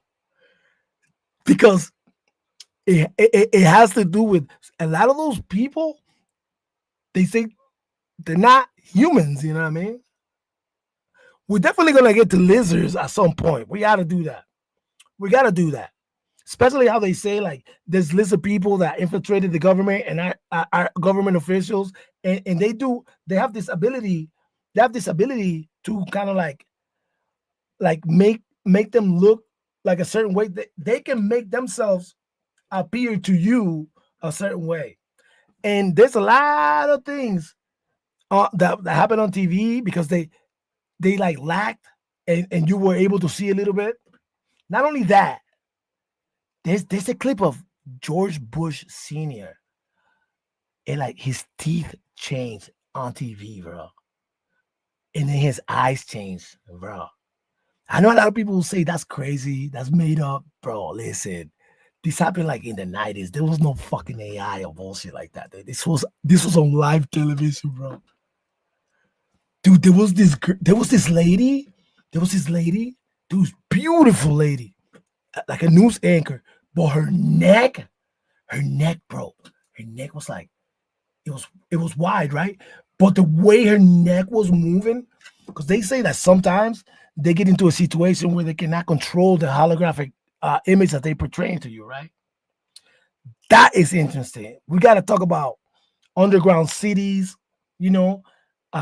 the reptilian race is supposedly from the Draco constellation. We have to talk about how they are fighting with other species that are on Earth, and they're keeping them in check. Bro, we have to talk about, I forgot the name of the guy. EB1, no, that is Area 51. They said, bro, I can't remember the name. Or no, Phil Snyder talked about this. It was like the one extraterrestrial that worked for the Pentagon. What's his name? He said Phil Snyder, the guy that went to Dulce, that lost his fingers, that saw the aliens, shot one, and then the Green Beret brought him up. They were drilling at the Archuleta Mesa. Dulce, bro. He spoke about that. Damn, what's his name? He said his father used to work with this guy. Like, and he hasn't aged. This is the words he said. He hasn't aged one iota. I don't hear people using that word, dude. And dude, what's his name? I knew his name. Either way, we gotta get into that, bro. We gotta talk about that guy, dude. We also gotta talk about the treaties and how hey man, the bad one is the other species that we are food to them, and they're allowed to take some people. And I heard like they're allowed to take some people, as in like the government give them some people, like here, take these people away. You ever wonder why so many people disappear? People disappear. Oh my God, dude. We gotta talk about skinwalkers. We gotta talk about, what's the Indian one? Dude, the Indian one is scarier. There's so many like videos, normal people showing videos going by caves, like this one guy was like in some kind of trail, and like he fell off his bike, and his bike like the fork in the front fork, because it's one of these bikes that you can take off. It fell, so he's collecting his stuff. He went by a cave, and from inside the cave he heard a voice saying, "Help, help." There's so many stories about these skinwalkers, bro, mimicking like voices of humans to lure you in, dude. It's scary, bro. This one guy, dude, I almost want to look it up right now. This is nuts. No, we gotta do it later because I want to get the breakdown. Dude, there's like this one hunter guy, and he's hunting hogs, right? And he was like in this tree. I'm gonna try and simplify it. He was like over here in this tree, and he's got like what did he have? Did he have night vision? I don't think he had. No, it was a scope. It was on the scope that you could see. So he's been waiting for hogs. He's sitting on this tree and he's just waiting. Nothing happened. And then he moved. Let's say like he's looking this way. So then he moved. But when he moved, he wasn't looking that way anymore. Now he turned around and he was looking towards where he was, right? Bro, listen. This man told the account. He said, bro, I thought it was a good move because now I'm hearing stuff, right? And I'm thinking the hogs are coming, right? I saw this thing and I couldn't believe what I saw. I saw this thing that crawled. It was crawling and I didn't know what it was. I thought it was a hog. And then it stood up on 2 feet and kind of hunched like this and started like walking directly to the tree where I was from behind. So like he's on the tree, right? And he's looking this way. The thing, and he's looking this way. And he just went to that tree. Now he's looking that way at the tree. And the thing was coming from behind the tree, man. And the thing got there and he was like smelling. He's literally looking at this thing. Skinwalkers. We're talking about skinwalkers. Dude, what's the name that the Indians call them? I forgot. Bro, he saw it and the thing started smelling, dude. And then it went like this. Help! In a woman's voice. Help! Bro, this is scary. We got to break that one. Bro, the Skinwalker Ranch. We got to break that down. Even the military was involved in there. Bro, we got so much things to talk about over here. So many topics, man. We definitely got to cover the giants. The Anunnaki, the Nephilim, the giants, man.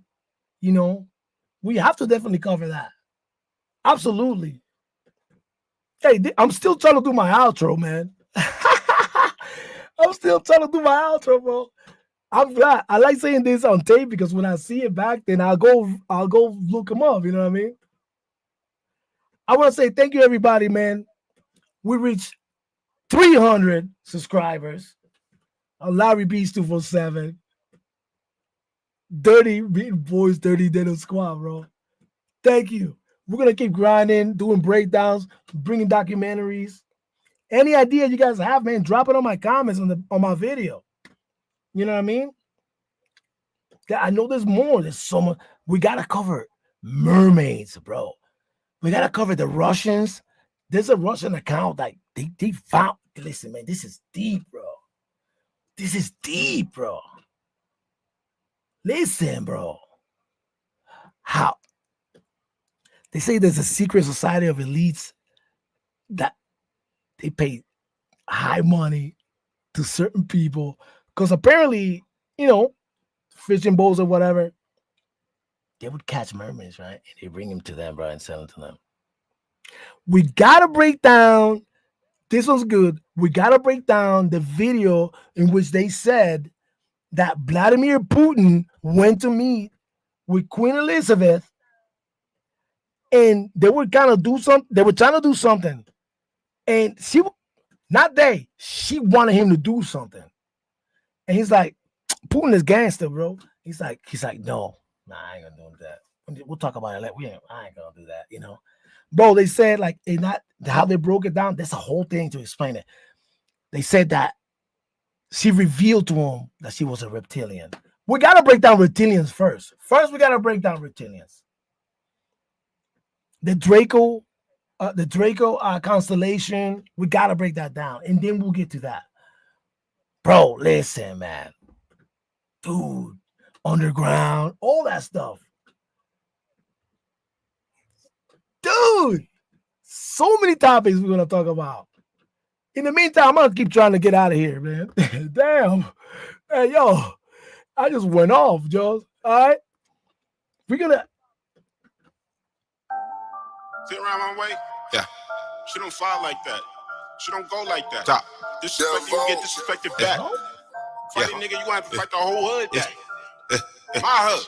Top. It's Willie B, capital B, close going heat, jewelry beats, bitch let me breathe, that's how I eat, what's your plan A, what's your plan B, bitch on my knees, 100 degrees, hit up the club, chill with my cuz, don't give a fuck, my niggas buzz, rapping and trapping, shit is a must, talking and stuff, turn to dust, screaming a nigga, if you try us, broke from the borough, flat be the place, curving these space, on the way, she wanna play, fish fillet, just want to throw, no time of the day, Willie your boss, don't need a plan A, get what I'm saying, why, top, what they wanna do it, top. What they wanna do it? Top. What they wanna do it? Top. What they? Oh, which plan A? Which plan B? Which plan C? You can't see me. I like Tiki. Water Fiji. Willie BB. Willie B me.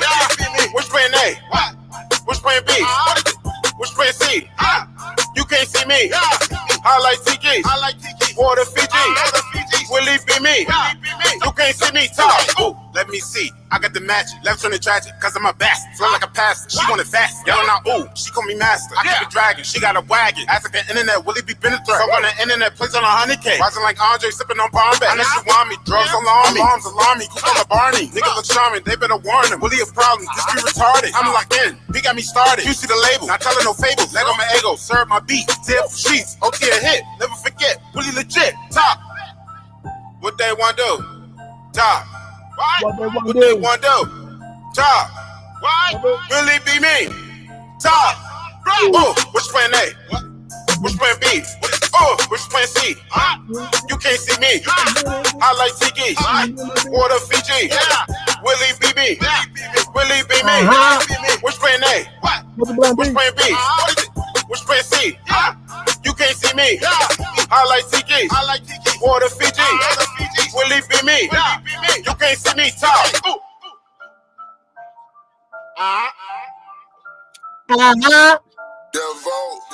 The vote?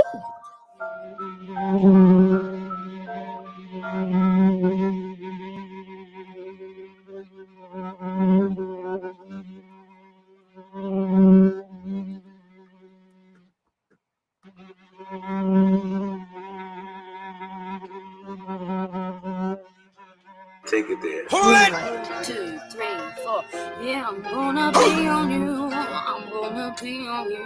Yeah, I'm gonna be on you. I'm gonna be on you. Yeah.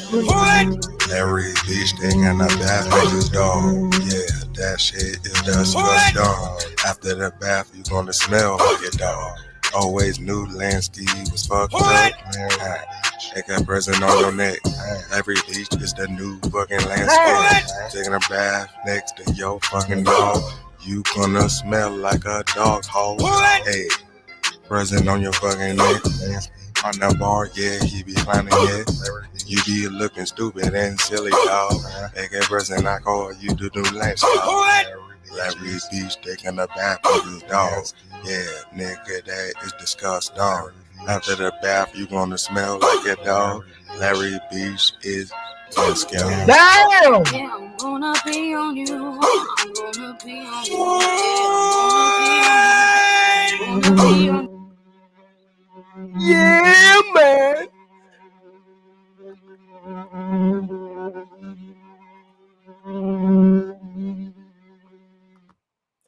Oh yeah. Oh yeah.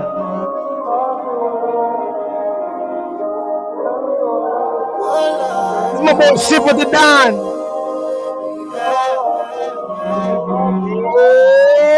Yeah, man. Let's go. Hennessy up in my cup, let my smoke fill in my face. Now my man's feeling no way, now my man's feeling no way, babe. Hennessy up in my cup, let my smoke fill in my face. Now my man's feeling no way. Yo, this track is banging, bro. No way. Hennessy up in my cup, lemon smoke filling my face. Now a man's feeling no way, now a man's feeling no way.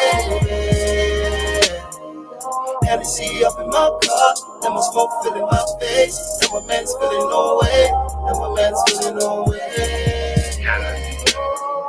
Hennessy up in my cup, I got the lemon smoke filling my face, and the fly chick feeling on the waist. Love the smell and I said she want taste. Tell her we ain't got time for the waste. No long ting back to my place. Hennessy and Don P, no ice. Man at MJB all day. We got the phone of the bitches get food out. Turned up. Yeah, man. Mad ting licking off face. Now man's feeling tips on swerve. Got me charged up, feeling all wave. Couple star dog getting all blaze. These boys ain't looking no smoke. Man's not watching no face. Man start burning 2 trees, eyes looking all glazed. Great. Hennessy up in my cup, lemon smoke filling my face. Now a man's feeling no way, now a man's feeling no way. It doesn't work. Thank you. Lemon smoke filling my face. Now a man's feeling no way, now a man's feeling no way. Hennessy up in my cup, lemon smoke filling my face. Now a man's feeling no way, now a man's feeling no way. Hennessy up in my cup, lemon smoke filling my face. Now a man's feeling no way, now a man's feeling no way. Hennessy up in my cup, styrofoam 2 doubles. Baby girl want a Ciroc, bartender, fill it up, 2 bottles. Bought a peak and empty-handed, walking around the room. Baby girl wanna turn up, she wanna go downtown, roll up, that's hard. Going up when we get so high. That's hard. Walking. Hennessy up in my cup, lemon smoke filling my face. Now a man's feeling no way, now a man's feeling no way. Hennessy up in my cup, lemon smoke filling my face. Now a man's feeling no way, now a man's feeling no way. Hennessy up in my cup, lemon smoke filling my face. Now a man's feeling no way, now a man's feeling no way. Hennessy up in my cup, lemon smoke filling my face. Now a man's feeling no way, now a man's feeling no way. Bro. Yeah. Hey, yo, that's my boy, Sheep with the Don. Yo, that track is banging, bro. That is banging. Yeah, man. Power up.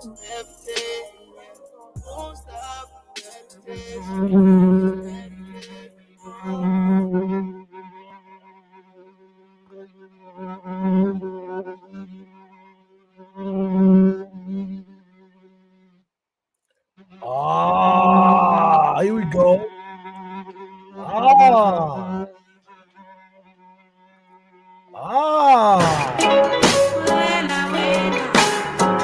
Again, this is 7 from Jazz and Stores Colante. Oh, this is a classic. Knock him up and knock him down. Send a demon below ground. I don't need 100 rounds. Knock him up and knock him down. Send a demon below ground. I don't need 100 rounds. Knock him up and knock him down. Send a demon below ground. I don't need 100 rounds. Knock him up and knock him down. Send a demon below ground. I don't need 100 rounds. Doing God's work in my life, body doing donuts in the wide body, doing me dirty, you die probably, doing work daily, so I party. Trap my body, can't trap my mind. Used to trap my moms with a black 05, few 8 balls and a 9 to 5, and a hiking spot where I mountain climb. In the dark I shine shine like a chandelier. Stand tall when no friends is near. All praise to a higher power. Life is short, the end is near. Plastic Glock make you disappear. Protect mine if it isn't clear. I'm righteous with the ratchet. Yo, misconceptions ain't fitting here. Take the pump bomber, pistol grip, pump, ride shotgun. I made my hoe give me cash. Her leg was broke in the crash. She tucked my coke in her cast. I do the most, that's a fact. With my back against the wall, I put my life and bounce back. Line them up and knock them down. Send a demon below ground. I don't need 100 rounds. Line them up and knock them down. Send a demon below ground. I don't need 100 rounds. Line them up and knock them down. Send a demon below ground. I don't need 100 rounds. Line them up and knock them down. Send a demon below ground. I don't need 100 rounds. Boom, boom, baby. It's that nigga that come with the K. No need to spray, just test me the J. Come with the knowledge like Escalante. Mentally stronger like every day. Physically strong, so don't fuck with the bay. If it ain't loud, then I throw it away. If she ain't bad, then she going away. I say elevated, I hope and I pray. I say highly hated, they wanted my place. I'm severely faded, no feeling my face. So glad I made it, no minimum wage. Discovered the basis, I had to escape. Moving up cases, you cannot relate. Just look at our faces, will never be fake. So many praises, I might need a rake. Fuck with my niggas, you might be a play. Smoking and sipping on the yak. I do the most, and that's a fact.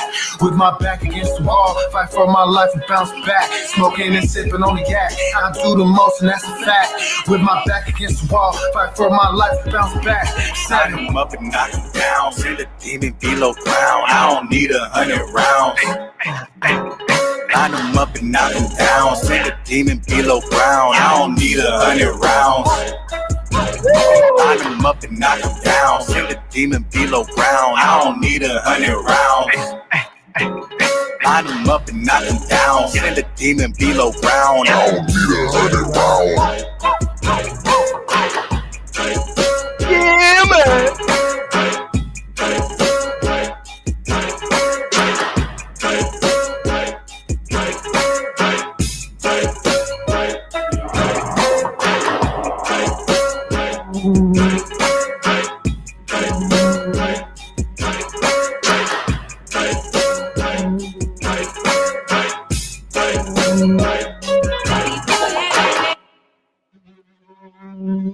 You already know, baby.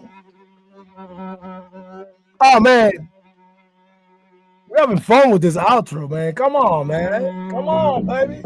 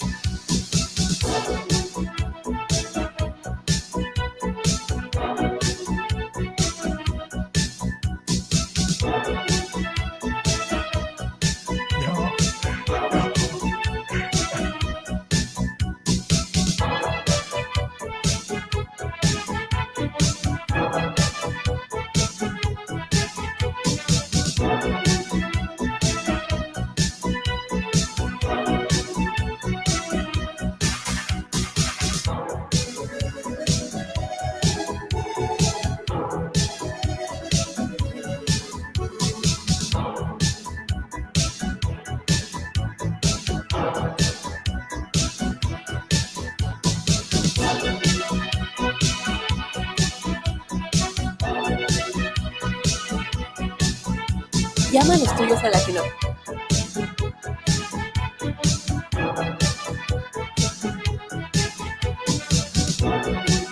Yeah, man.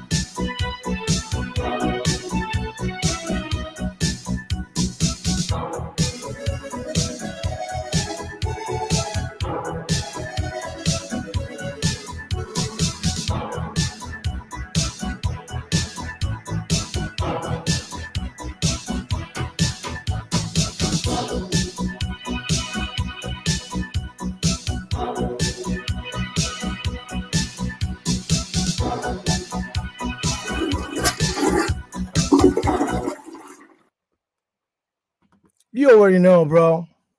You already know. Where we at? Where we at? Where we at?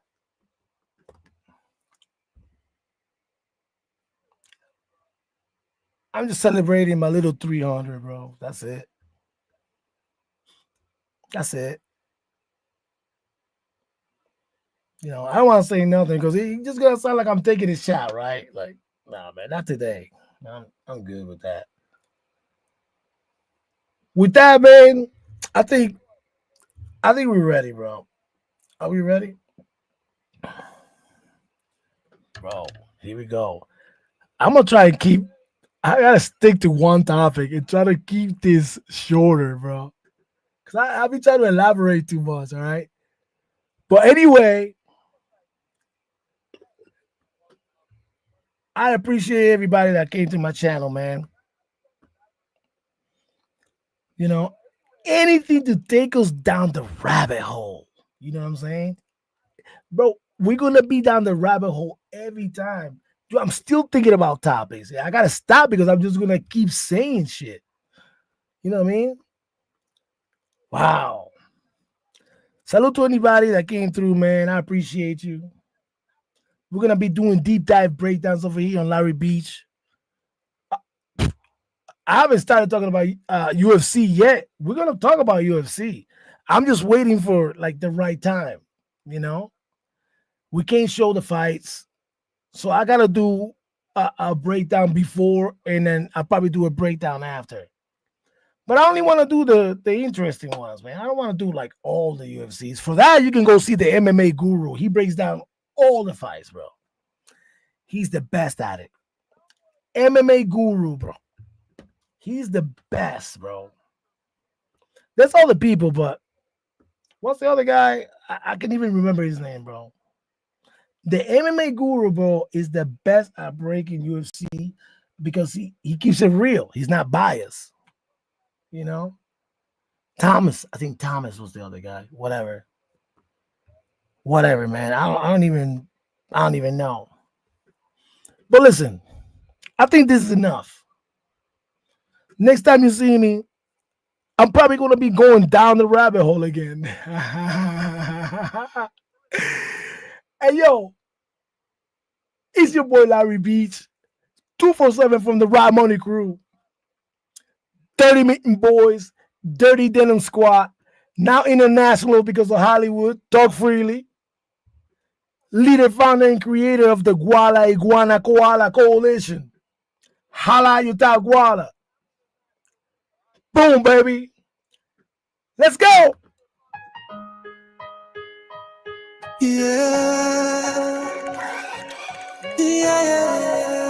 That's it. We're at the end of the show, baby. Me levanto, me miro en el espejo. Que me veo. Me miro de arriba abajo. Y a veces ni me lo creo. Y pile de gente criticando por todo lo que me he buscado. Y eso que no tengo nada. Por lo que Dios me tiene guardado. Y sufrí. Fue mucho lo que lloré. Fueron muchos los tropezones. Y yo caí pero me levanté. Ahora me paro en un balcón y con vista frente al mar, gozando de mi progreso antes de que llegue mi funeral. Quizá mi vida dure poco, sé que todo tiene su final, pero mientras esté de pie y un poquito le voy a bajar. Y si tengo aceite, mala mía. Cuando yo tuve lucha, tú no me veías, bro. Y si tengo aceite, mala mía. Cuando yo cogí lucha, yo no te veía. Hablaron de mí, se rieron de mí. Y ahora yo los saludo desde el VIP.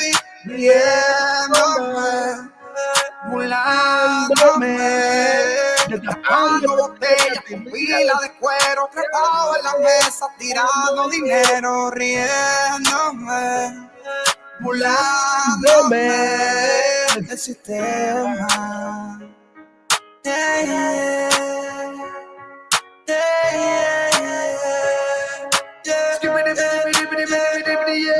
peleito como Reggie Miller. Tú pasas por mi casa y pareces un dealer. Y yo sé que les duele verme a mí en la movie. Un día estaba abajo y de momento sube. Y le pase por lado, ahora vivo burlado. Dios bendiga a todo aquel que se me haya mirado. Porque papá Dios nunca me dejó tirado. Y todo el que no servía lo sacó de mi lado. Están esperando que me quite el chaleco. Para darme plomo como dice el secreto. No me dejo en nadie, yo con nadie me meto. Pero tampoco me voy a dejar falta de respeto. Si tengo aceite, mala mía. Cuando yo cogí lucha yo no te veía. Bro, si tengo aceite, mala mía. Cuando yo cogí lucha yo no te veía. Mira.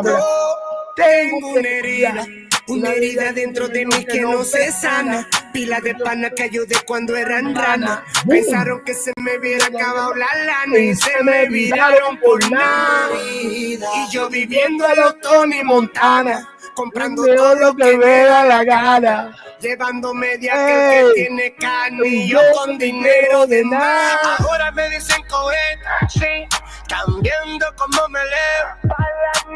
Parece que tengo un dealer todos los días con un carro nuevo. El papalote de tu jeva, yo soy el jevo.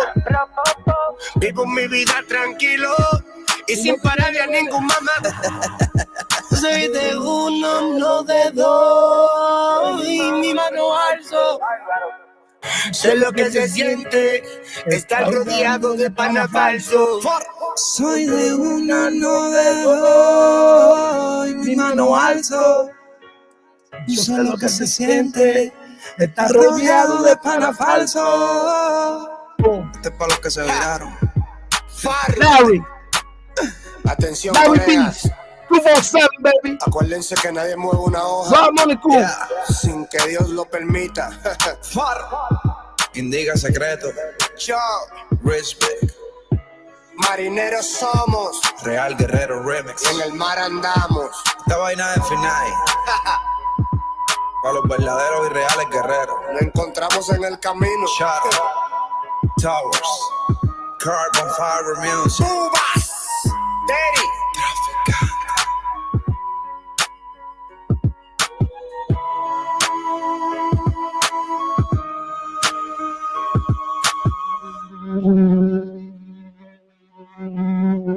I got used to the feeling my writing just wasn't up to par. Then I found Grammarly, an AI writing partner that helps professionals craft more impactful writing and save time. From polishing my writing to personalized suggestions, I became twice the... Hey, man, stupid commercial ruined my fucking outro. What the fuck?